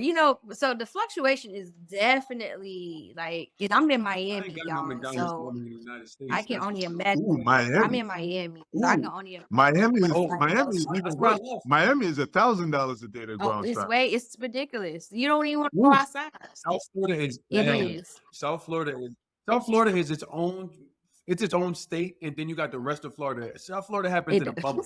yeah, Like Palm Beach, Dade, and Broward, they just exploded right after the pandemic, and all the New York folks it was came coming down. down and spending 4 or 5,000 on things that was Hmm 2,500. That's where I moved from. I moved out of Broward County because I was like, I'm not paying $3,000 to be 40 minutes from the Crazy. beach. One Like, bedroom, $2,500. I'm not I doing was like, but yeah. That's the reality. I will say now Playa is not as inexpensive as Cali. Affordable, we will say that. As affordable Yeah, as Cali. Like our prices have definitely gone up due to the fluctuation of expats, moving from the States or moving from other countries. It's not just Americans that are moving. We got people from all over the world that are coming to Mexico. Is it cheaper than where you're at right now? Absolutely. But yeah, you gonna need more than I think $700. We it's don't have the visa thing yeah. like y'all do. For us, right now, you get 180 days off back. So you can stay for 6 months. We have a 6-month visa where you can come down here for 6 months and you can stay for 6 months. There's no limit or anything of how much you need to make in order to stay for your tourist visa. That's a tourist visa. If you're looking, It's the same in with the U.S. Colombia. huh? bro. Keep that in mind. Yeah. It's the same That's in to the Colombia. U.S. Colombia is the same. Okay. That's the same here in Colombia with Okay, that. so and then like where it comes into play with the whole your income and things like that, if you're looking to get your residency. So a Right. lot of people do the residency thing because they see themselves staying long term, or they've left their where they're from behind completely. That is a process. Some people charge a little bit more for that process. Some people charge a little bit less. I've been there for 4 years and I don't have a residency, but it's only because I don't see the benefit in having one. But I am protected in a way, or semi sort of kind of treated like a Mexican because I have a corporation there. So Mhm. I can move a little bit differently in Mexico without having a residency. But average cost of like most people when they travel in expats, I highly suggest that you guys stay in the tourist area until you get familiar with the area. Only because what you see I agree. online is probably not what you're going to get in person. Like Ooh. sometimes some things are really too good to be true. Okay. You may Can we find stay a right there? nice Can we apartment. stay right there for a minute? Yeah, yeah. It's like you may see something on Facebook Marketplace and you're like, oh, this looks dope. It's really nice. You get there, you don't get no hot water. The electricity is out all the time. Like you really, I tell people all the time, you're gonna move to Mexico, stay in the tourist area and explore. Ask the locals, what are your areas like? Or, just learn the different areas of where you're going to be living. And you may even realize when you come here that you want to stay in a different part of Mexico. Like Right. the new place that's kind of up and coming right now is Merida. We have a lot of people moving to Merida, Mexico, which is, it's beautiful. It's not really, it's more city like than anything, but it's only an hour away from the beach, which is like Progreso or Holbox or something like that. But you guys gonna need a little bit more than 700. The average Yeah. rent is probably about anywhere from like 18. I don't know. Let me give it some grace. Like 15 to 20,000 pesos, which push you around like the 750 to about $1,000. Oh, That's And not it's still bad. not that's bad. oh, Like compared to where Medellin, y'all stay, it's still not bad. But that's oh. we ain't spending no $230 over here for no two bedroom. That ain't happening. Yeah, that's That is it. no, but That's why see, you're I remember when it was like that. Mm-hmm. I remember when it was like that in Mexico. I remember when I don't know if you guys know or knew De'Aaron from Black Travelgram when he Yeah, first went to yeah. yeah, we So back then it was pretty cheap back there when the pandemic hit and he moved to Mexico. yeah, It was pretty inexpensive, it was. but then it blew up. Mhm. Like you said, a lot of tourists, a lot of people. Playa del Carmen is the Atlanta of Mexico. It is. To be It completely is the honest, it Atlanta of is. Mexico. It really is. It really is. That's a great. That was really good. Yes, it is like Yeah. Atlanta No, of Mexico. because I remember even back then in 2020 when I first visited Playa, the flight Mm-hmm. was all black. It was all black people on the flight. And then you get down to Playa and you got black people frolicking. Yeah, You got black people jogging on bikes. I mean, it is the most living their beautiful lives, sight living a great, man. beautiful. Black people just living, Mhm. just jogging. Because I'm used to like going to places where they tell you, "Oh, this place is dangerous," and you go there and you see white people jogging. Playa del Carmen It's black. was the first place out of the United States that I've been to, and I saw black people from the U.S. jogging in the streets on bikes, like just chilling, just living. You walk down the strip and they're at cafes and just sitting, living. I love it. If you come I love it. now, now y'all, like I said, I've been here for 4 years. I went outside one time and I had to pause because I was like, where are all these black people coming from? Like, when did y'all get here? I'm talking about every block, every corner. It's either a group, a person. Like, when I tell you the black expat community in Playa del Carmen has grown so much. I can imagine. My first culture shock when it came to the black people coming over here was in Tulum, actually. I originally was living in Tulum when I first moved down here. And when I say it was local city, it was local city. It wasn't a lot of people there. Tourism it was still very undeveloped. It was even to a point Yeah, where you yeah. couldn't get to the beach unless you stayed on the beach. Like, that was the only way you had access to the beach at one point. And I went there, to go party because I heard that there were some new clubs and things there. When I say it looked like Atlanta just picked up and dropped itself in Tulum, I was like, where y'all come from? I was excited. Don't get me wrong. I was excited to Yeah, see my people outside like that. But when I tell y'all, yeah. a lot of people, this whole thing about people being scared to be in certain places or like it's dangerous, y'all, half of the stories that they report to the States, they're always missing an element. Yeah. They'll tell you what they want you to hear. Like, I always say, like, if you're really trying to figure out what the area is like, get on these Facebook groups. Be like, hey, what's going on there? Most of the time, we gonna tell y'all the truth as far as expats. We'll tell you the truth on what's happening, and you get to see it from somebody who actually lives here, their perspective of it. Like, I always get the whole cartel thing. I was like, let me tell you something. What makes you think the cartel gonna focus on you? Let me just think about that before you even mention it. What do you got that the cartel want that they gonna bother you specifically? They watch a lot of TV. They watch a lot of TV. TV. They TV is don't even the, be in the street like that. Like, I feel like they think they just running up on people. No, they not yeah, doing that. TV is doing people dirty. There's nothing. Now, don't get me wrong. It's not a perfect world. There are elements to it that things are going to happen. You still have to be cautious. You still have to be careful Yeah. about where you're going and who you're around and what you're doing. But it's not the picture that is painted, especially. And then a lot of people are even shocked. Like, when I tell people I live in Mexico, they be like, you be dealing with the cartel? You live where? You don't No, be I all don't. right. I be in my house and going to the Is beach it and dangerous? rooftops and eat and drinking cafes Is it with my yeah. friends. I moved from Philadelphia Yeah, to the hood of South America because yeah. ambition. Huh? But that's a good point Mhm. because that's what I tell people when they be like, "Is it dangerous? Isn't it dangerous?" I be like, "Yo, listen. Colombia it's a big country. It's a beautiful country. Mhm. but nobody goes to Colombia or to any part of Colombia to visit the hood. And then I have to flip it. And I think I've said this in the first episode. Who goes to your city to visit the hood? Who from Europe flies over to the US to come to the Bronx or to come to New York to go into the Bronx? Like nobody. Like if they're going to New York, they're going to Times Square, they're going to all of the tourist areas. So it's the same when we travel to Mexico, when we travel to Colombia, when we travel to Dominican Republic, when we travel anywhere, we're going to visit nice areas, and they have very beautiful tourist They districts. do. These are beautiful countries. Get out of like TV, like really find a good YouTuber. A really good one. Don't follow those weekend warrior YouTubers. Weekend people that just come and then just trash places up, doing all types of alternative tourism.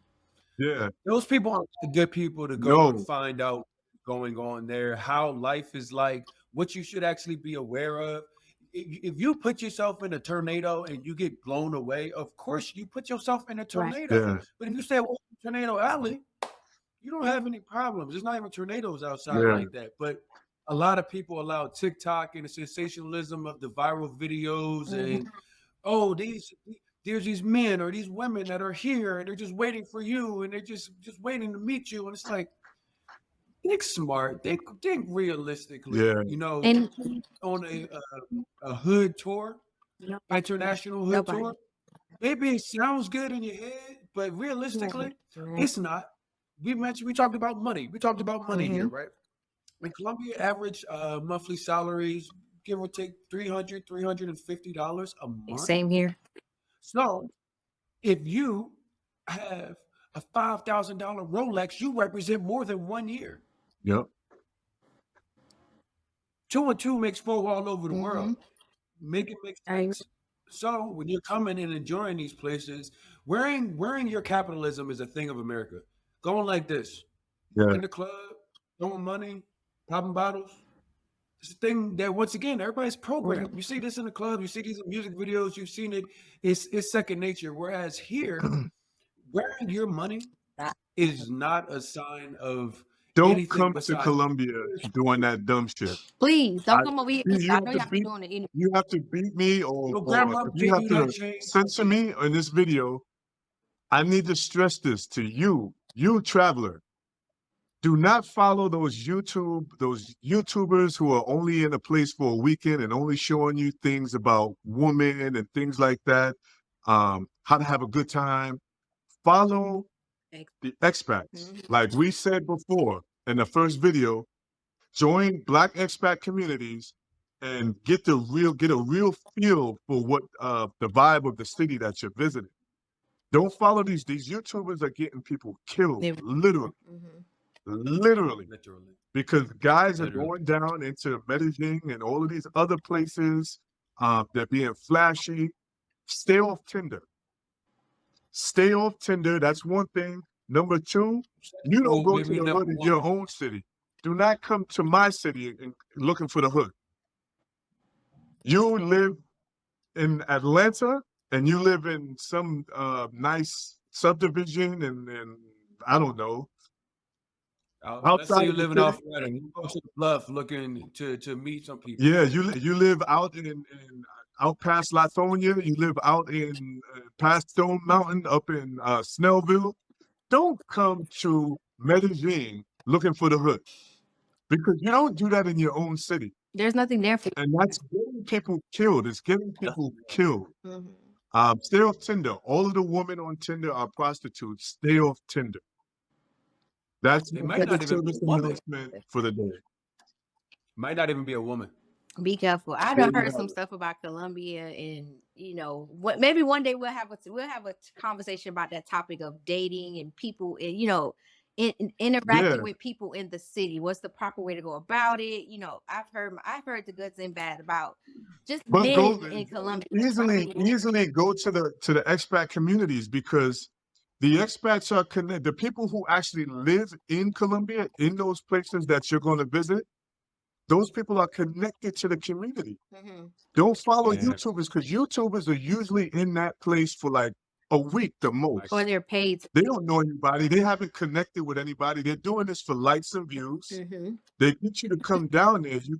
You like and view and you follow these guys. You come down there. You try to pattern after these guys. These guys are not connected to these cities that they're in. Mm-hmm. So you go down and you do something foolish. You end up in the hood. You end up drugged. You end up Yeah. robbed. And I'm not exaggerating. And I'm not hating on those of you travel for what you travel for. And, you know, when you like it, I love it. I'm not trying to tell you not to travel. You know, I'm not trying to police your travel, but I want to encourage you to travel responsibly. Mm-hmm. Travel Yes. responsibly. It's irresponsible for YouTubers to tell you that, oh, you can come down here and you can meet a beautiful woman without telling you what the risks are. There's no risk. They don't give you the risks. Mm-hmm. So They even if also you don't come down here and you reality. travel for that, you know, connect with people who are in the check in. Mm-hmm. I'm always going to say this: check in with people. You don't have to be. If I'm here, you don't have to. I'm not going to babysit you. I'm not going to be your guy. But let me know that you're in my city, so that if I can be looking for you. Mm-hmm. Because that's another thing. There are a couple of instances where guys end up hurt or dead for days, for weeks. There are a couple of times where guys, they found the body decomposed. Nobody even knew you were in the city. Mm-hmm. Your family doesn't know. Nobody knows you. Nobody. So, you know, and the woman that you claim is your girl or your wife for the week, she can't take care of you. If you run out of money, if something happens, God forbid, if something happens to you, she can't. She's not in a position to take care of you or to help you or to offer you assistance. So that's it. I don't want to spend too much time. I know we're gonna have an opportunity to get into depth, but I really admonish you. I really want to encourage you to travel responsibly. Those of you who are watching this podcast, because it's out of control right now. Listen, the thing is this: they still think that is a chance. It's probably not a chance for you to just come on a weekend or even in a month and meet a local Colombian woman because most of people aren't going to speak local Spanish. Right. And understanding, and I said local Spanish Right. because Mexican Spanish, Dominican Spanish, Puerto Rican Spanish, It's all different. coastal Spanish, those are all going to be different than Paisa Spanish. So you're Yes. automatically going to stick out as you're not from around here, even if you're fluent in Spanish. Medellin also is, we talked about the different stratas and the different like classing of the neighborhoods. People are kind of grouped up like that a little bit also. Yeah. In reality, you know, you're not going to be a part of it. Think about it from an American perspective. What's the likelihood of somebody that doesn't speak English coming to your local neighborhood and then you guys all of a sudden befriending him and now he's just one of the guys? He doesn't speak he can't even speak with you guys. He can't even understand the ha-ha-ha-ha's that you are even having Right. between each other. The local barrier and the language barrier is just that far. So you coming here and meeting a woman that is not out here for transactions, that's going to be probably very, very, very unlikely in a very short amount of time. You're going to actually almost have to prove yourself in a group of Colombians that, you know, or be introduced from somebody. Right. That's probably like the things that you get in with the locals is an introduction or pretty much like a pass. Like, yeah, he's cool, but he's also cool because he understands Colombia. He understands the Right. language, Right. the culture. Sitting there not trying to translate to a group of French, that's not going to work No. at all. Like, so Yeah. this is not what you're going to see on YouTube. That YouTuber is not going to Nah, tell they're you this. not gonna give you this. You're not gonna get this on They're not YouTube. going to say that. They're not They gonna want give to you tell this. you whatever it is that's going to get you here because you think that you're going to have raging the night of your life, and you can definitely go and have that. Yeah. What you Yeah. need to do is Yeah. that's all I keep an eye. Yeah. Travel responsible. And if that's what you travel for, that's what you're looking for, find somebody, travel responsibly. Find somebody who can connect you with it. And I'm not encouraging anything. I'm encouraging responsible travel. So if that's what you travel for, find somebody who can securely and safely connect you to that network to where you don't have to worry about not waking up the next day or not making it home. You can do your little transaction and go home. A lot of guys are, I'm good in any hood. I know what I'm doing. Nah, bro. But I had to say that because I was looking at some articles today over the past couple of months. A lot of guys have been getting in trouble. A lot of guys have been getting caught up. Yeah, but when people get the details of it, a lot of times people are not. It's almost so dumb that most people won't have an adverse reaction to hearing something that may be even morbid just because of how stupid it is and how sustainably stupid. Like it didn't just become stupid yesterday. Right. This has been stupid for a long time. Yeah. And it's just because more and more people, TikTok, Instagram, viral abilities, these things are now becoming. I mean, when I first started coming to Colombia, there was nobody here. Nobody spoke any English, even Cartagena. It was way different in just 5 years. Yeah. And the last 1 year, 2 years with TikTok and, people, you need to tap in with here. You need to tap in with other folks that are really out here and really showing and living the life that you may want to tap into. Somebody that's living a microwave life, me and what Akeem and Jas and Bree do, we're in the oven. Right. We're essentially sitting here and taking our time to get to learn the lay of the land, to get to learn the people, Listen, the culture. The culture is different. We have roots. That's the name of the podcast. We have roots here. We are rooted here. We are rooted here. So yeah, you wanna get somebody who is somewhat established, people who have relationships with the community. That's in a nutshell. That's what it's all about. People who have relationships and who can guide you securely, help you navigate securely through these Colombian, Mexican, or international streets. Because you are a foreigner. When you arrive, when they stamp your passport, you are officially a foreigner. Yeah, and extranjero, immigrant. You're immigrating to another country. Yeah, you are a foreigner, so keep that in mind. They're not the foreigners, because I hear guys on these podcasts talking about I was in this country and I met this foreign chick. Nah, you were the foreigner.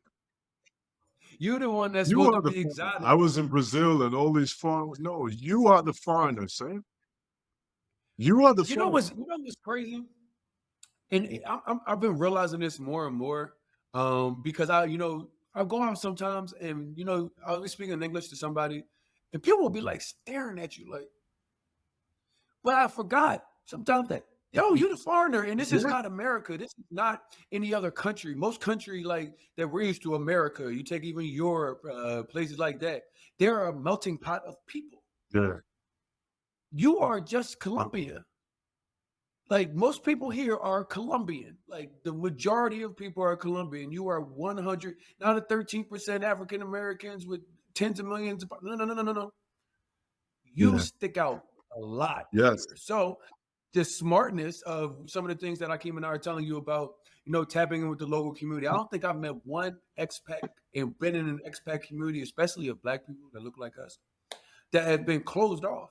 They've all been like, "Oh, let's meet here. Let's do this. You need this. It was a New Year, so an IV drip. They got $60 in-home IV drip. So the girl sent them out. A guy, I have a peanut allergy. A guy, 2:00 in the morning, literally wrote the WhatsApp chat. Don't even know if anybody ever met this guy. I'm having an allergic reaction. Can somebody come to my house and call the ambulance? It's 2:00 in the morning. They didn't even know him. But I mean, that's how we look out for each other. And they literally came in to his house. They would help him. They went to the hospital with him. And the man didn't die and said, "Thank y'all because y'all actually saved my life." And if you know anything about the peanut allergy, you can go from perfectly fine to like your whole throat closed, tongue swell up, eyeball swell, everything in quick time. Yeah. So this is not just saying this just to sound good. No, the community is essentially here to help. Right. I think we had talked about this briefly, but you know, traveling responsibly also comes down to how you prepare yourself to travel. Give you an example. Absolutely. You go to a resort. Most of the time, people, you might get your travel insurance. You know, if your bag's delayed, if you missed your flight or something, you want some money back. Cool, makes sense. However, I would ask everybody that is watching this: the last time you left and went overseas, whether it was to a resort, wherever it was, did you get travel medical insurance, or did you just have if something happened to your bag? Because if you protect your bag before you protect your body, that is an entire scenario that I think that so many travelers are completely missing. Yeah. Reason why is because, of course, yes, you want a bag, you give me compensation, but realistically, you guys go overseas and you go skydiving, paragliding, ATV, and scuba diving, snorkeling, you 1,000 things. Yeah.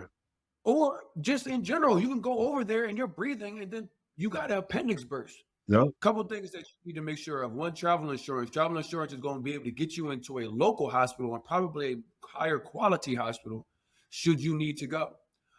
Two, should you need to be removed from that country, whether Yes. alive or dead, Evacuation. and brought back to your country, whether it's to give you better medical attention or to repatriate you, which means that you actually succumbed overseas and now your family wants to bring your body back over to the United States. I'm talking about some morbid stuff, but this is reality. Yeah. Yeah. And this could You happen have on a weekend trip.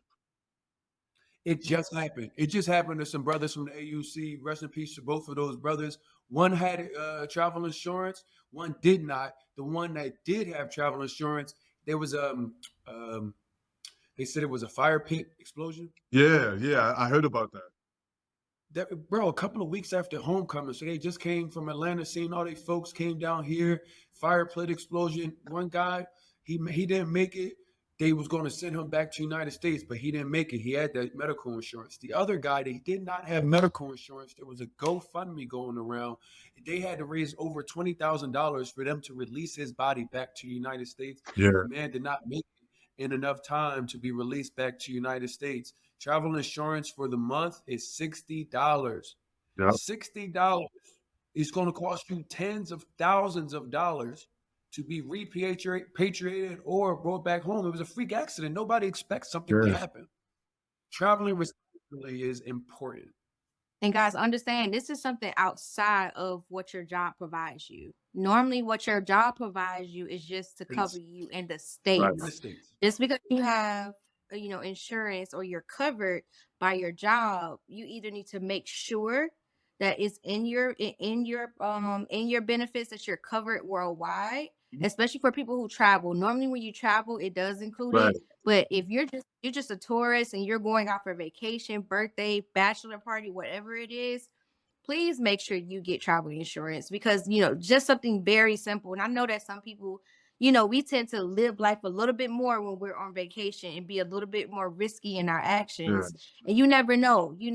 And I know ATV may sound small, but if you hit a ditch and flip and you break Yep. something, Collarbone. it may be cheaper than the States, but it still Yeah. costs. So you want to make sure $60 is well worth you investing Yeah. individually. Look into different type of policies too when you're doing this Yeah. stuff.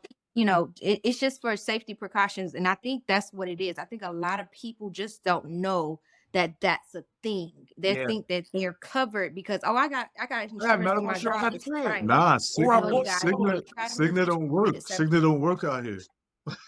Yeah. It Want to make literally sure you will get say, it. and then you also have to be aware that travel insurance, medical insurance, risky behavior, things that are deemed risky behavior may not be covered as well. So Yeah. skydiving, things of that nature, you Yeah. have to really look at protecting yourself as well as your family should something happen to you. That burden is very high Yeah. and it could be very sad scenario Yeah. if your family ain't sitting on Just think $20,000. twice about. Just think twice about when you're gonna stand up on that couch at that club and you had a little bit too much to drink. Don't Just be don't cautious. travel without Don't travel do it. insurance. Don't. Don't. I had a little belly. I wouldn't. Here's my little experience I had with travel insurance in Cali in September. September that just passed. I had a bellyache, and I never leave the country without travel insurance, by the way. And I use Allianz. So for those of you who are wondering, like, what, I don't know where to look, Allianz travel insurance. Same. That's what I use every time I leave the country. If I don't have and they have annual policies. So I didn't get an annual policy, but so I was just using, I would just buy a policy for each trip. And so this policy that I had, it has medical. What I learned in this experience, I had a bellyache, so I went to the hospital in Cali. What I learned using my policy was, for outpatient procedures, you're reimbursed for this particular policy that I had. So I had to pay out of pocket first, which was $1.5 million. It was probably like it was a deposit, so it was like $300 or something like that that they held when I swiped the credit card. But as I was talking to the agent told me that if I needed to stay overnight, then what they would do is they would I forgot what it's called, but they would send over like a certificate of insurance or something like that, and they would pay. They'll prepay. So there are layers to the coverage. And I just wanted to drop that example. If I had spent the night, then they would have just paid up front. They would have paid the hospital directly. But since I wasn't spending the night, I had to swipe. They held about $300, and then I came back the next day to do the total. And I think it was like for what they sold me for, I had an IV and they drew blood to test it. It ended up costing like maybe $100 for that whole hospital stay, that whole thing. So it's not expensive, but it does cost. So make sure that expense is extremely relative, bro. Yeah. $10,000, $20,000 to get flown back to the United States. I'm doing it every time. Yeah, absolutely. I can't put them through that, to be honest with you. Absolutely. And I have Genki, but I needed it to get the digital nomad visa. I had to show that I had medical insurance that covered me overseas, so I needed to get that Genki. But realistically, it's $60 a month. I'm 36 years old. They didn't ask me much medical questions besides what my age was, Right. and whether I was a male or female. And if something happens to me, even like, it doesn't have to be something extreme, man. Appendicitis could happen to you. You know what I mean? You could be young and have a heart attack. Like, there's so many things that can happen. Break your to you. tooth. Break your tooth, bro. Like, going to a dentist, break your tooth. I went river rafting last month. I've been real busy outside since the first I saw episode. y'all out there playing with your lives. Bro, I went on level 1. I ain't go to no level 4 or 5. These dudes went to 4 last week and fell out the raft. I was not good with that. However, I went level 1 rafting. Now, rafting level 1 is cool. However, what comes with level 1 rafting also is something they call rivering and something they call caving. Y'all know what rivering is? Nah, what is that? All right, so we get off the raft after, we left at 4 a.m. We didn't get back home till like 9. Long ass day. Wow. So literally, it was about 3 hours or so. We went to Rio Claro. And once we get done rafting, they're like, okay, we're going to go to the caves. Well, I'm thinking the cave, once we get out the raft, it's like, no. It's like 2 hours through rivers, like actual rivers where you like, some is like, okay, this is like maybe like shin deep. Some of them are like knee deep. Other ones are waist deep. So y'all were hiking? Y'all were hiking on the river? Like hiking through the river, bro. Rivering. We were hiking through the river. Okay. It was climb on like limestone rocks, and like it was like a rock jungle gym. Then we went through the cave, and the cave it was pitch black, had bats hissing. It was some stuff that's made out of a scary movie. Yeah. And I only signed up, shout out to James, I only signed up for rivering. I didn't know the other 2 things were involved, but I had to get through it to get home. Like, because that was part of the experience, huh? Experience. You got to walk all the way through hell. You can't just stop in the middle. You got to go all the way through it. And I'm sitting here like, yo, thank God I didn't bust a toe, bust a shin, bust a elbow because I ain't been on the jungle gym so long, but I knew I had insurance in case something did happen. I was gonna be sitting there binked up and not be able to go take care of myself or have to pay a lot out of pocket. So That's one thing about them Right. Colombian adventures. They are damn Indiana Jones level adventures. I went horseback Yeah, we I got went yo, horseback yo, riding this, in that, Cali, and I thought I signed up for, I think it was a 2-hour ride, and I'm thinking I've been horse riding in different countries, and I'm thinking, we just go on a trail and an easy laid back trail. My people, we went through rivers. The water was up to my waist. People were falling off the horses. And so Mm-hmm. I said all that to say this. Their standards are not U.S. standards. Because in the U.S., that would never, they wouldn't, if somebody fell off a horse in the U.S., they would have stopped the whole tour. grand opening, grand closing, everybody wrapped this up. Listen, they this just girl fell off her horse twice in the river. Her horse and her got dragged down the river. We slowed down just a little bit so that they can get her back on the horse, and we kept going. Listen, we were in a field where wild cows, bulls were jumping around, and I'm like, yo, what the hell is going on? And this is the guides are just like, this is a normal day to them. I'm like, yo, this is not what I signed up for at all. Spider-Man is this big, y'all. Yeah, and then Yeah, they we came to at the end. There was this big ass gap, and we're on horseback. Mind you, I'm not a horse rider. We had to jump over this ditch. Like the On the horse had horse? to get the horse caught air. I'm like, man, listen,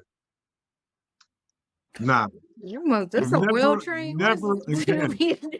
So, and I'm just saying this. I'm just saying that to underscore what he said about rivering. And when you're out in these countries outside of the U.S., the standards are different. So it's not Especially like non-resort towns too. yeah, ain't nobody babying you. They assume that you here, you ready for this.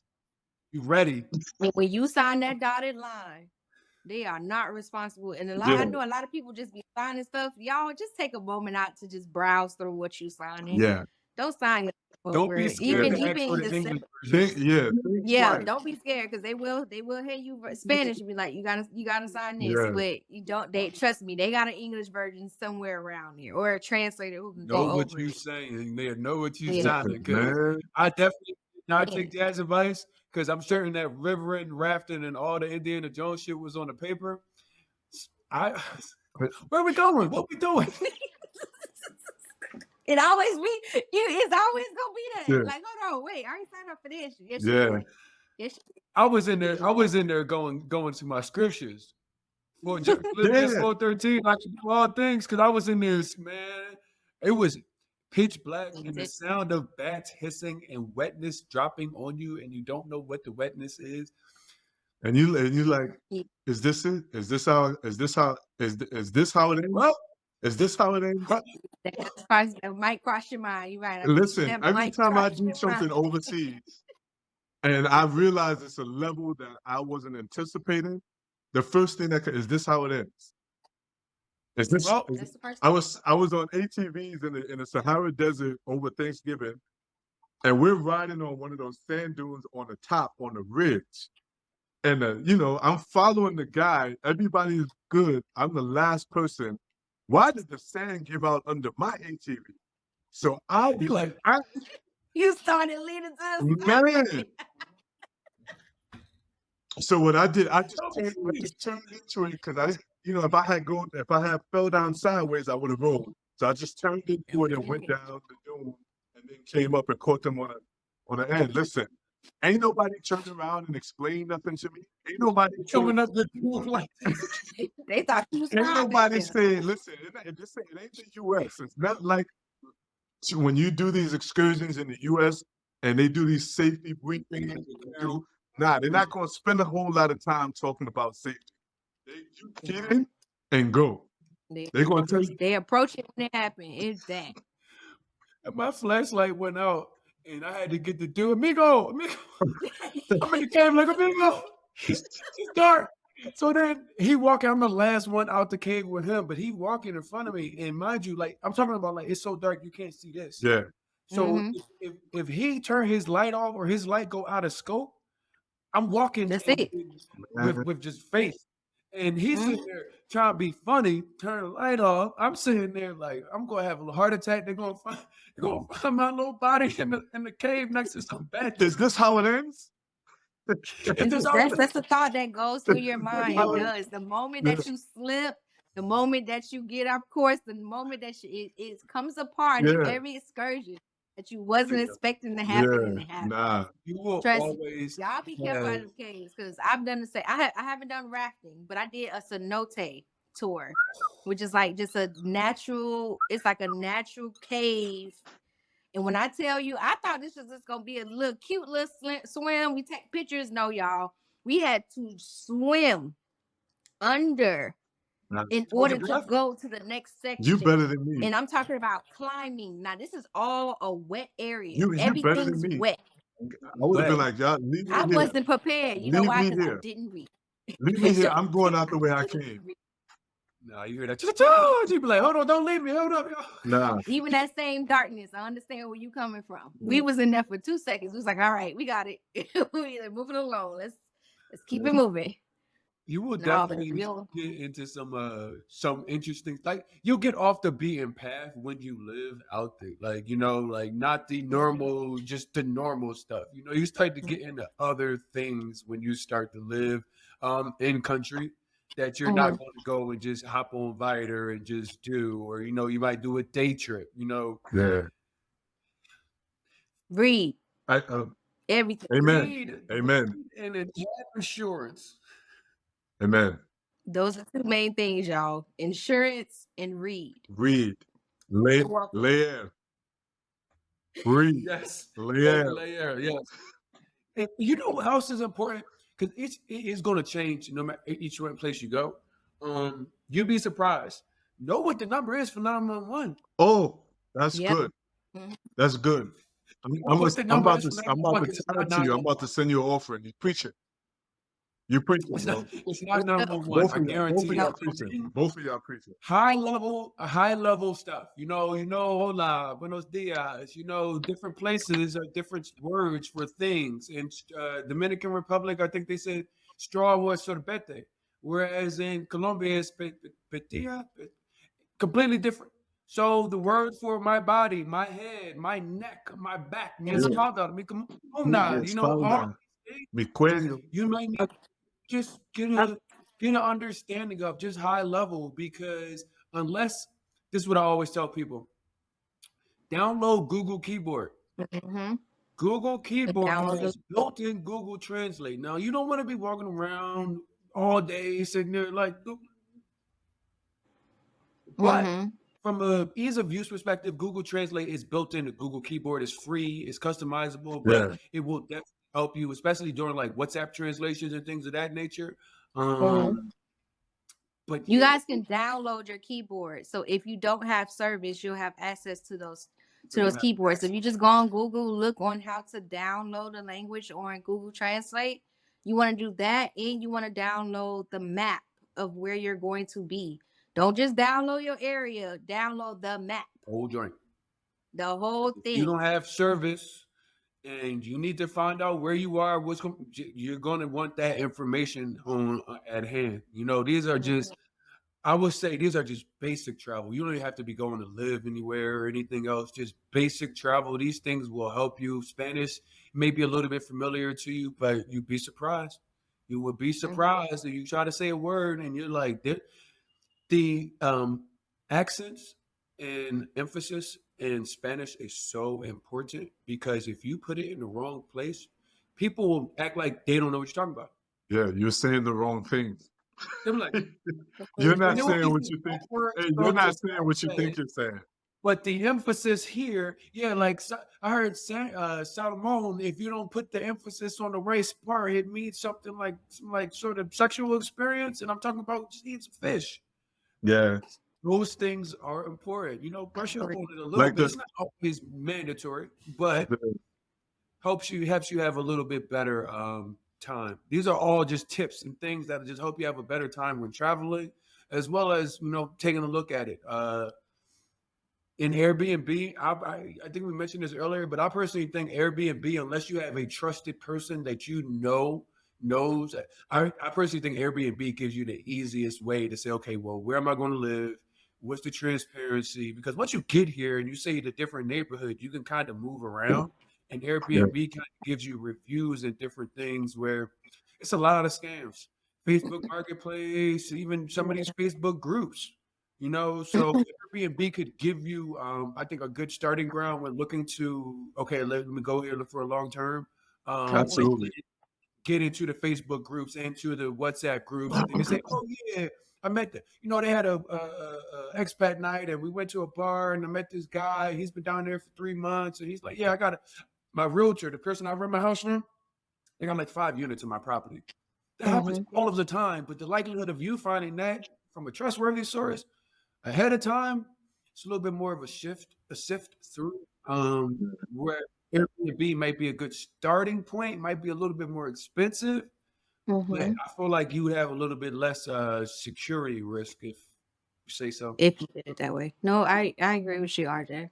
And try to stick to tourist areas. When you first move down here, stick to the tourist areas. Like Yeah. RJ said, it may be a little bit more expensive, but until you're familiar with the areas, just stick it out in the tourist areas. Not saying that you got to go to a resort, because the resorts most of the time are very far from living expat Right. areas. So you want to, if you go on Airbnb, look up some things, do your research.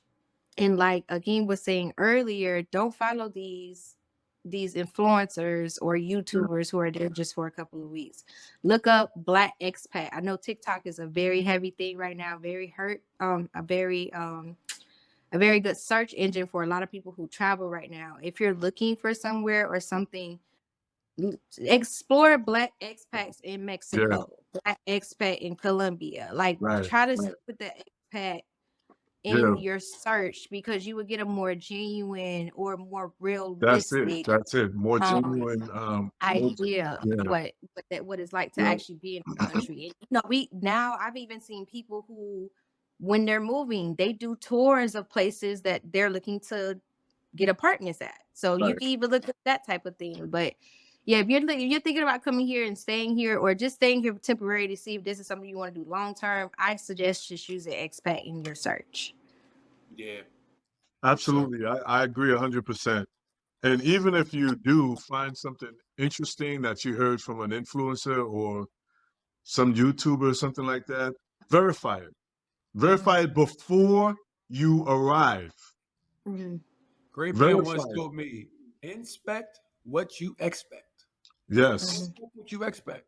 Don't come Yeah. here like, nah, they told me it was gonna be like this, and you can't. It's like it's nothing like this. And it's like, you really did no research besides bookmark one TikTok video, and you just saw this. And most of the time, the bookmarks end up being random people. These aren't aficionados. They're not like, Yeah. I'm local Colombian. I've been here for 10 years, and I can tell you exactly what places to go. They're like, well, I moved there 3 months ago, and it was my first time in Colombia, and this is how everything is. It's like that's not how everything is.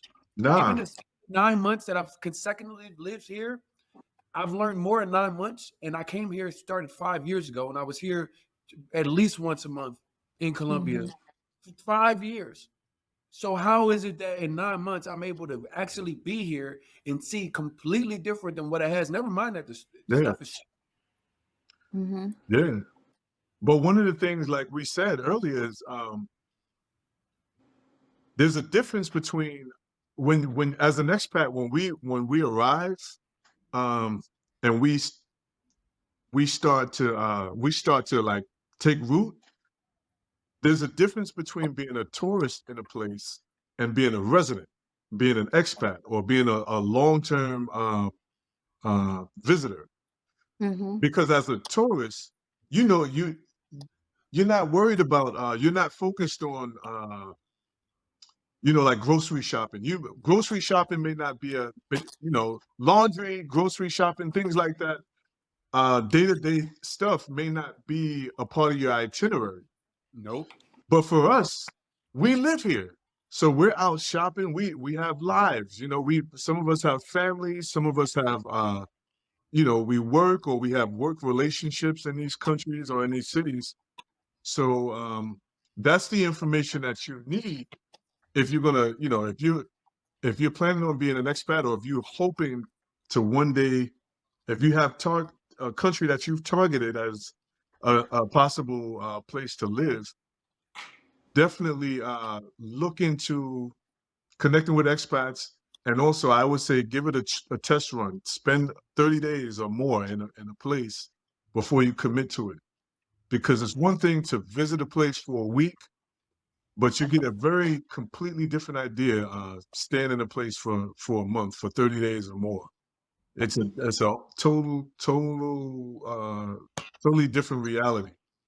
Each neighborhood has its own cadence and rhythm, like each Right. city, each country. You know, I can't go to Cali with Medellin's cadence and rhythm. It won't work. I'll be Now looking you for would things stand out. They'll immediately know.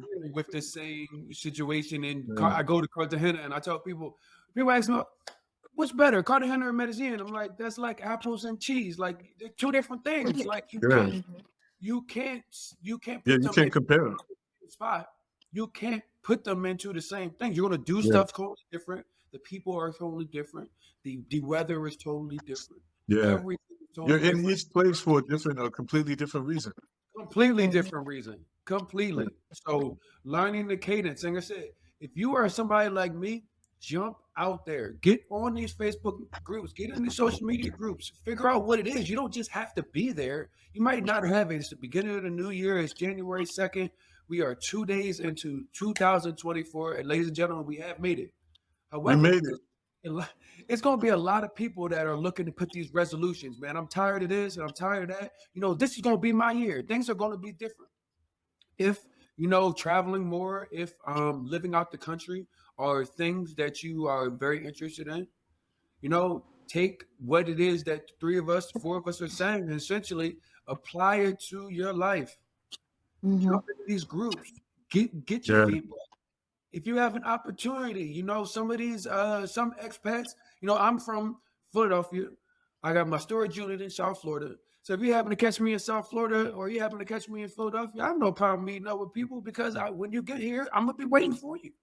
Same, Yeah. Right. Same here. that's how I met Akeem. We went to Puerto Rico. I've never been to Puerto Rico, but I knew he lived in Colombia, and I still haven't been to Cali. But I've met this man in person because I was serious about what it was that I was doing, creating a community. Right. Yeah, we did link up in Puerto Rico a year ago in January. Almost 9 days to the year, bro. Yeah. Almost 9 days to the year. We was there January 11th, 2023, or at least that's Yep. when I got to Puerto Rico, and we had an amazing experience with in Louisa with the Yeah. Afro. Yep. I went to And Louisa.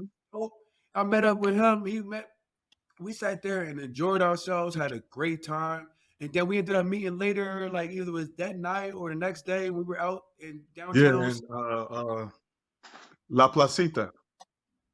La Placita. Yes. So we don't just sit here and tell you to do stuff that we don't do. We are Yeah. telling you to do this because this is how it made it easier for us to be able to feel like, okay, there's some people here, or there's some people I can be put onto that are going to be able to help this transition. I don't need to find the best restaurants and everything else. They're already known. Let's just Right. open, tap into the community, find out. Don't become a Facebook victim. Don't get robbed on Facebook Marketplace just because you thought you could do it all yourself. Yeah. Don't think Oh. that is one thing that is going to be, and we're definitely towards the end, but that is one thing that I see that Americans, and I'll be honest with you, I'm an American, we're all Americans here. There is an American arrogance. There is 100% an American arrogance that gets displayed, and it's almost like if it's in America and you can see a person that's arrogant, you kind of hear like this. Whereas in Colombia, if you see an American person that's arrogant, it sounds like a whole concert, like boom, boom, boom, boom, boom, boom, boom, as far as how much you're sticking out. Yeah. Yeah. I host travel groups, and there are people who will try to bypass me, which is fine, to get to a place that I have itineraries for. And mind you, I'm generous. If you come to the Live Be Do group, I share a lot of information in there about the different countries we visit. But keep in mind, it is a business. So if you want a personal itinerary, there is a consultation fee and things like that. and people want to bypass that, but they Mhm. pay dearly. They pay Dearly. dearly when Every they go single to time. these places, and they they try to bypass and they try to take shortcuts. They pay dearly, um, Time. because like invest in invest in your experience, Mhm. invest in your travel, invest in your trip, travel insurance. Stay, travel responsibly, and Mhm. likewise, if you want my experience or my expertise in something, invest in that. Mhm. That is also a part of the. If you want an itinerary, if you want a custom itinerary for your trip, it's an investment. And I see people like, yo, I was in Cali. I ain't seen no black people. I was like, I know you ain't seen no black people because the black people are not in the city center. Mhm. And you have to know somebody or you have to know Spanish to be able to navigate into the communities where the black events and activities are. I know you ain't see black people, Hmm. but you didn't want to, you didn't You for want to whatever invest in. reason. You're right. You didn't want to invest into the experience, and most of the time, you Yeah, guys, like Akeem said earlier, we build relationships with locals. So we are more than likely to give you a better deal, a better experience. You yeah, got to think a lot of these places that you guys are booking are fluctuating their prices to make their own different type of profit. right, So what you're probably paying almost maybe 20-30% more than you actually need to pay, and it could have been as simple as you just hooking up with somebody who's familiar with the area, somebody who yeah, speaks the language, knows the culture. Like, don't get me wrong, there is, you guys, like he said, it is a business, so yeah, you still have to operate as such. right, But you miss out on so much because you don't want to invest in your experience. right. And I'm gonna do one of two things. And anybody who's ever reached out to me uh can confirm. You're either gonna book a consultation with me, or I'm gonna give you a local person, a local contact in that place that you can reach out to directly. Hmm. So this way you can go. I'm gonna do one or two things. I'm probably not gonna have time, and that's why I charge. I'm not gonna have time to sit down and explain to you or create an itinerary for you for free. Nah, that's not gonna happen. So I'm either going to connect you to somebody who is out there, who, by the way, you're still going to have to pay for their time, if it's a local, or I'm going to, you're going to book a consultation with me, and I'm going to create an itinerary for you, which still has information, valuable information. Um, so I like you, yeah, invest in your travels, invest in your travels. Um, And if you cannot afford travel insurance, or if you don't think you can afford travel insurance, look at your budget before you leave the U.S. Look at your budget, because if you can't add travel insurance to it, and if you can't add certain things, hire a skilled guide or something like that, then you're not traveling responsibly, and you're putting yourself at risk. Nah, that's real. And you mentioned that risk because that's one thing, and I run into this a lot because, the power of the internet is both powerful as well as debilitating when it comes to people's thought process. They believe that they know what's best based off of their internet search versus our Yeah, real life experience.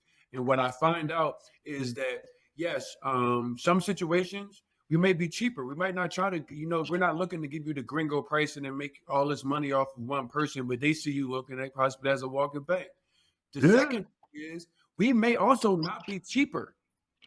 Mhm. However, the experience that you will get may be a better and safer experience. right. In a spot where you stick out as a tourist, especially not so much as in Playa, but in Cali and Medellin, you're gonna stick out as a tourist. Yeah, Going the cheapest route may not be the smartest idea. Going 3 hours, 6 hours with somebody that kind of does tours, but he's the cheapest person may not be the smartest idea. No, a Right. lot of us, we all in the scenarios where we work with individuals to bring their travel dreams to the reality. We have taken the time, spent time in market, spent time with the locals, spent time cultivating local relationships so that one, when you come with us, yes, our time is compensated. That's plain and simple. That's easy to Yeah. figure out. But two, but that you have a great time and a safe time. I tell every guest that comes with me, I do not know your mother, but I will know her if something happens to you on this trip. Yeah. So Absolutely. I am going to make certain that I create a craft itinerary that is reflective of safety, fun, food, culture, history, and all of that fun stuff. If I say we're not doing this, we're not going to make this left, that doesn't mean you go make the left because I'm trying to keep the fun in. I have done all of this stuff before. I don't bring people to things I've never Right. done. Right. So take into Right. consideration that as you guys could go into other places. You might come to Colombia, you might come to Medellin, Cali, Playa del Carmen, you might go to Antigua. It's all of these same thought process. Don't always go for cheaper. Cheaper may not be the best thing. It might be a risk to you. If you don't have $60 for travel insurance, then you can't come. Yeah. I would You tell don't need you to. a lot Yeah. of You people don't need to can't go. come because you do have $1,200 or whatever the other side of that money is, but you don't have $20,000, so you need to be repatriated or brought back to the United States. 60 versus 20,000. I'm taking that 60 every time. Yeah. And I know people who've got burnt trying to help people who got hurt out in Colombia. Somebody might have gotten hurt and couldn't cover their, didn't have insurance and couldn't cover their expenses. And one of those, I'll pay you back joints. Nah, if you don't have travel insurance, I, yeah, I may not even want to connect with you because I don't want to be put in a position where I have to choose between, my finances and your safety, or my security and your safety, or your health. Nah, Put that on you. yeah, don't bring other people in into your into Yeah. your into your BS. It's Biggest probably thing, the cheapest thing you can travel invest in responsibly. any vacation. It's Travel, literally going to be the cheapest travel investment responsibly. Yeah, for travel your entire responsibly. vacation. And I agree with RJ. If you can't afford it, just wait until you Wait can. until Yeah, you Like wait. too it's much. Think $60. about your mama, player. Yeah. Think about your mama. Your mama, if you don't got 20,000 sitting around waiting for you to go fall over here, you need to be Yeah, brought all the way back to the States. Either come up with $60 or just wait until you can so that your Right. family isn't at risk. yeah. I agree. Because that GoFundMe is no fun. Um, I didn't even hear about it until RJ brought it up. I didn't yeah. even know about the incident with the two guys. I had no idea. But And we're there are literally actually just several. seeing Several. It happens Several. all the time. all The the guy that time. ended up getting killed on his birthday in Cartagena over a gold chain, his family had to do a GoFundMe too. I see Yeah, the the video of same that. happened here. That's why I tell you, don't wear your bank account on your body. Nobody cares here. Like this is not a Yeah, spot where you need to bling bling bling. No, no, no, no, no, no, no, no. Don't yeah. care about none of It happened to a Y'all young white girl in Thailand a couple of years ago. She jumped off a bridge into a river or something, and ended up breaking her neck or something, or breaking her back. And they was like, yeah. nah. The family had to raise tens of thousands of dollars to fly her back from Thailand. It was the So same here. We had a group in Mexico City who died from carbon dioxide exposure. yeah, Mexico, yeah, Do a GoFundMe to get them. That's one thing I do want to point out because I don't think a lot of people I don't know about Cali, but their carbon monoxide detectors, most of the Airbnbs do Not here not either. have them. yeah, I will put out a It's link true. at some point, but if you're a traveler, a carbon Carry. monoxide detector, the thing's like this big, but you need one because you will wake up dead. You can't wake up dead, but you guys know what I mean. you You're won't gonna You wake get wake up the up. and not we get the be point. here over a Yeah, little $15 thing. It's like travel responsibly. Get you a yeah, travel $60. Get your carbon monoxide yeah, detector. For women who want a little bit more added security, there's some additional door latches that can be yeah. put on Yeah, purchase for for really, security. really cheap. Very, very inexpensive Yeah, things. go on Amazon, Amazon.com. Amazon.com. Jeff Yeah, Bezos, you got to owe us some money. Roots and Routes is owed money yeah, by Jeff Bezos because Hey, all let's of these. plug that in. We need some sponsors. We need some sponsors. Let's Jeff. work on that. Come on, Jeff. Let's make it happen.